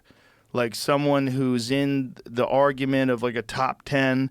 And if Francis knocks that guy out, then if they can Think about try that, to yes. coax Tyson Fury into a rematch, that would be fucking bananas. And I think Saudi Arabia has enough money to actually pull that off. I think so too. I think so too. They might be able to fucking bait Tyson in with Yes. some just fucking life-changing generational money. So here's the thing about Tyson, who I love and I love respect. that guy. Right? Love that guy too. There's two train of thoughts here. It's either, well, I don't actually need to fight him again. Right. There's that train of thought. But then I wonder if it goes back to the champion mentality that you talked about is, as a champion, I need to fight that guy. It may be that. Do you know what I mean? He is certainly a champion, and he's certainly one of the greatest of all time. And I think he certainly underestimated Francis. Yeah. And I don't know how he trained for Francis. He said he trained as hard as any fight ever, which is possible because he always looks that way. He always like Fedor. He has like this very disarming body, and he jokes around about it. Yeah. Look at this fucking belly. And he's a character. I love the guy to death. Yeah. I think if he knows now what he's up against and he just boxes, and with a real understanding of the consequences of making a mistake, I think it's probably a different fight. But if he doesn't engage and just uses that beautiful jab and movement and stays away from him and just does what he does when he's at his very best. And one of the things you see from Tyson Fury is when he does have a rematch, he performs so much better. Like the Deontay Wilder With fight Wilder, is a yeah. perfect example. First fight, down to the wire, gets dropped in the last round. It's a draw. Second fight, dominates. Third fight, dominates. Yeah. And was put through adversity. Dropped. I mean, I think Yeah. he got dropped 4 times over the course of their 3 fights. Yes. By the hardest fucking one-punch knockout artist Yeah, ever, man. Yes. Deontay's got lightning in his hands. He just electrocutes people. It's crazy, man. He's the greatest knockout artist ever. If you look at his career, it's like mostly knockouts. That's it, right? Yeah. And also, too, I feel like tall. So as you're tall, your muscles get elongated, as you know, and then it becomes deceptive. What's a leverage thing too? Yes. Because he's got broad shoulders and insane speed. Yes. So when he drops that hand on you, it's just when he turns it over at the end with all that length Yes. and torque and leverage. Yes. He's like nobody. Like nobody. He just starches people. Yeah. I always go to the Luis Ortiz fight. When he cracked him in the head and Ortiz gets up and he's like, what the fuck? He hit him on the forehead. Yeah. Hit him on the forehead and just shut the lights out. It's unbelievable. Yeah, Deontay, what Teddy Atlas calls it the eraser. He's like, any mistakes that he has, he just erases them with one shot. And it's true. Like you can win every round with Deontay, and you just zig when you should have zagged, and blap. Boom. And he almost did it to Tyson Fury. I was going to say, he did. He almost did. Yeah. If it any other man, it might have been the end. But Tyson is just so game. He's just such a fucking warrior. He Yeah. figured out a way to get up and Just- hold, and he got dropped again. He got Yeah. back up again, Yeah. and then wound up stopping him after that. That's right. Yeah, and in an amazing, glorious finish to the fight that cemented him as one of the greatest heavyweights of all time. Of all time. I think, really, to get it back, to really get that reputation back, he should fight Francis. I really think he should. But he probably wants to fight Usyk first, unify the title, and then if they come to him with just gigantic banana money, just cuckoo for Cocoa Puffs, like what? How much? Yeah. $200 million? Back Like what something truck up? Yes. fucking crazy like that? Yes. He might just go, all right. And then, Which the resources are there for that. oh yeah, they can do whatever the fuck they want. The mo- They got fuck you money. all of you money. Fuck everyone money. They got Yes. fuck the planet money. Dude. And I like that they're putting together that Yes. fight. I like that they put together that fight, and I like that they're putting together a bunch of other fights. They're trying to do a lot of crazy shit over there. I love it. Good. Throw that Absolutely. money out there. Absolutely, man. And I love it for the athletes because they're going to get paid. Love it for the athletes Yeah. to get paid. And that's why I think with Tyson, it just feels like just in here, it's a fight that I need just in terms of as champion, but mentality. Yeah. The champion that's in here, the mana, I need to do that again. Well, right now, Right? it's got to be in his head. I mean, he's a sensitive guy. I'm sure he's responded to all the criticisms, probably eating him up, probably drives him nuts. And I bet you'll see an entirely different Tyson Fury in this next fight. In this next fight, you will see a focused Dominant. fucking assassin. Yes. But he's fighting the craftiest heavyweight maybe of all time. Yeah. Usyk is so slick. He is, Yes. I mean, he's the guy who's trained by the same guy that Lomachenko was trained by. So he's got just unbelievable movement. His angles, the way he boxes, his fucking feints and movement, total next level. Yeah. But he's quite a bit smaller. I mean, he was a cruiserweight and Yeah. then went up to heavyweight. Yeah. So there's there's money in that fight, and I would hope that the winner of that fight then fights Francis. Whether Usyk would want to fight Francis, who knows? But if Usyk wins, if he beats Tyson Fury, that's, pretty incredible. Just announce the date for that fight. February 17th in Saudi Arabia. Saudi Arabia going crazy. Yeah, there you go. That's a very, very interesting fight. Yes. And although Usyk is smaller, man, that fucking guy is so skilled. Yeah. Those Anthony Joshua fights were insane. Insane. By the way, Tyson is like 6'9". Mm-hmm. Yeah. And Usyk is not that Well, much Usyk is wearing shoes short. in there, and Tyson is not. Oh, okay. Tyson is right after the fight, and they're standing there staring at each other. Okay. So Tyson's quite a few, but it's also his arms are longer. Just the reach and distance is such an advantage because you could hit a guy where he can't hit you. Yeah. But we were talking about Mike Tyson earlier, that Yeah. Mike Tyson made his height an advantage because Yes. he would come in and bob and weave, and you'd be like, oh, geez, where's this coming from? This fucking tornado coming at you with punches that just moved way faster than any heavyweight. I was going to say, any other heavyweight with that kind of speed, quickness. Yeah. Sure. I don't know. I'm asking. Nobody. Nobody, right? He's the fastest of all time. I feel like he's the fastest The fastest of all time. The only you can go to Ali with his hands. Ali had hand speed. See, Ali, there's Ali before they forced him into retirement because he wouldn't fight in Vietnam. That Ali, if you go to like the Ali that fought Cleveland, Big Cat Williams, that Ali's one of the greatest of all time. I mean, the greatest fucking heavyweight in terms of movement, and he could move like Sugar Ray Robinson, but he was incredible. a heavyweight. Yeah. Tall and switching stances and popping you with the jab, and you couldn't touch him, and he's standing right in front of you with his hands down. Yes. That Ali was a different Ali, but then when they made him take 3 years off, Ali really didn't train for those 3 years. Yeah. He didn't do anything. So when he came back against Jerry Quarry all those years later, he was like soft. He didn't look the same. Like, pull up Ali versus Cleveland Big Cat Williams. So this is Ali. And this is Ali when there was never a heavyweight like him before. There was no one like him. And no one knew what to do. And Cleveland Big Cat Williams was a fucking killer. He's a badass, He was a bad motherfucker. Like, look how powerful he is. Serious knockout artist. And Ali would just stand right in front of him and just start tuning him up. And he just starts popping him with the jab, hooks, and Cleveland was just trying his best to close the distance. What's happening? Is it freezing? No, it's a video breaking down the whole fight. Oh, I that. see. Look at that. It's not just the fight. So it's doing stop motion while someone's explaining stuff. Look at that hook.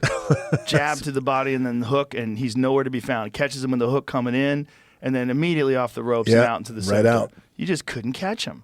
Incredible, he was man. Something special, man.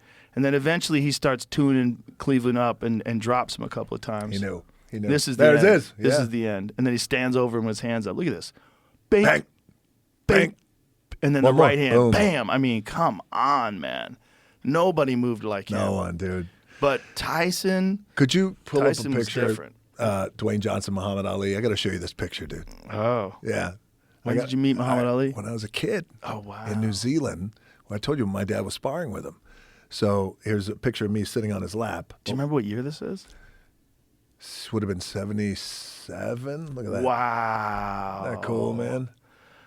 Ali and some little girl, but that's me. So, dude, how about this? Wow. So when I started the nation turn, the heel rock, right, that you saw earlier, not a white thing, not a black thing, it's me, it's a respect thing. I started calling myself the people's champion just to piss people off. Like, I'm your champion, I'm the people's champion, and The Rock is the people's champion, blah, blah, blah. And we were wrestling down in Louisville, Kentucky, and Ali's family came to watch. And his wife was there, family was a big group. And afterwards, they were waiting to say hello. Now, again, I'm going out there, I'm grabbing the microphone, and the people's champ says, I'm just laying it all in. So when I come back, I say hello to the family, his wife, and I say, hey, I just want you to know, if you could let Muhammad know, I call myself the people's champion in a way to pay homage to him, out of respect. But I'm going around the country saying it, and people are shitting on me because that's what you want as a heel. And I told his wife, so if you could please tell him, if he doesn't want me to use this because I know what this meant to him, being the people's champion, I won't. And, dude, she said, he told me to tell you it's yours. That was one message he told me to tell you tonight. I was like, well, I got emotional. It was just incredible. He was such an important cultural figure. My God. Because he was the first boxer, a first like professional athlete of the highest regard who stood up and said, the Vietnam War is wrong. I'm not going to go fight some Viet Cong. No Viet Cong ever did anything to me. Didn't call me I'm not any going names. over there. I'm not going over there. That's I'm right. not doing it. And they took away his livelihood, and they did it for 3 years. And when he came back, he was a fucking hero, a cultural hero. My parents, who were hippies, made me, well, it didn't make me, but we all watched his rematch with Leon Spinks because it was on TV. And it's like, that's how much he transcended boxing, the world of sports. Yes. He was an important figure for like the beautiful qualities of human beings. That this guy had character and stood up for something that was more important than sports and told the world. He used his platform to tell the world, I'm not going to participate in this. This is wrong. Yes. And they took away his livelihood. And when he came back, he was a hero in a completely different way. Yes. And when he fought Leon Spinks and he beat Leon Spinks, everybody was like, oh my God. Everyone was so happy. It was like, just because when Leon beat him, it was like, no way. And then he had the rematch and he beat Leon and it was like, oh my God, he won. Like the world was better. You felt it. Yeah. You felt it. And there's a guy, as you said, who stood up. And also, it's one thing if you stand up, but it's another thing. I stand up and the willingness to know I'm going to lose it all. I can lose it all. Yeah. And he did. For that moment. You know, they tried to take it all away. Also, what I thought about a lot when I was worried about brain damage.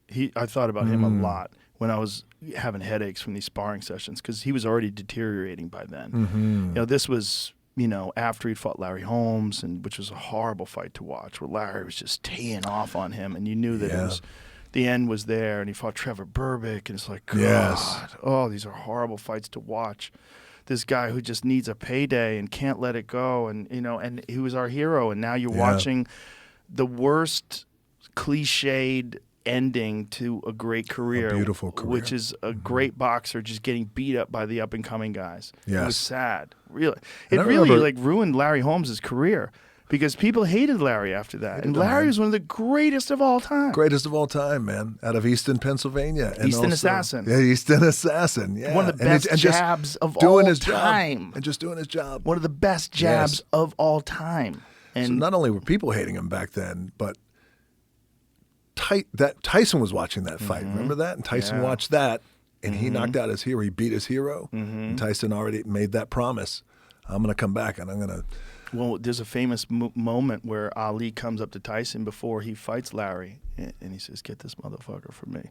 Like he said in the ring. Like, yeah, he just walks up to him and says, "Get this dude for me." Wow. And Tyson was like already just so charged up. Just already. I mean, this was like a legacy making fight. And when he knocked out Larry Holmes, it was like everybody was like, "Oh my God, no one's ever knocked out Larry like that." No, dude. That was crazy. And he was a big heavyweight. Yeah. Yeah. He was a big heavyweight. Here it is. He comes up to him. It's like, look at this. Get this motherfucker for me. Wow. Look at that. Look at the nod, the light nod. And look at Tyson just fired up. But I'll tell you something, man. Larry was older then. He was an older fighter. Yeah. You going to let it go? Yeah, sure. Larry was an older fighter back then.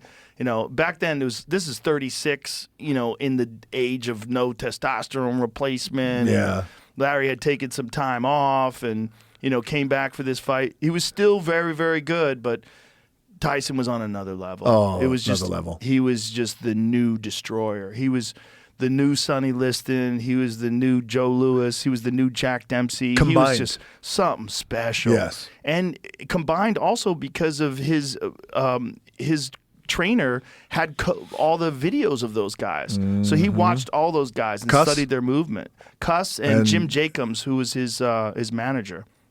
Jim Jacobs, who's a boxing historian. But Mike Tyson was just something different, man. He was just something different. And when he starts battering Larry and beating Larry up, I mean, it was just... Even in body language, you could just tell. Yeah. I mean, it was just seek and destroy. Yes. You know, and Larry, any mistake that he made was met with hands that were moving far faster than any boxer he'd ever faced before. But Larry came out in this round and showed that jab. This is round 3. Yeah. This is where you see Larry, like when Larry was like 25, he would have given anybody fits. Yes. But then Mike catches him, boom, and drops him, and Larry's in like real trouble. Yes. Here. And I remember watching this. I was a kid. I was like, "Oh my God, he's gonna get him! I can't believe he's gonna get him." Nobody liked Larry Holmes. It was so fucked up. He never got his just due. And then Tyson catches him right here with his right hook. Boom. It's kind of like over the top of the head. Mm-hmm. And then when Larry gets up, he's in real trouble. And then Tyson closes the show. Yeah. He was so hurt.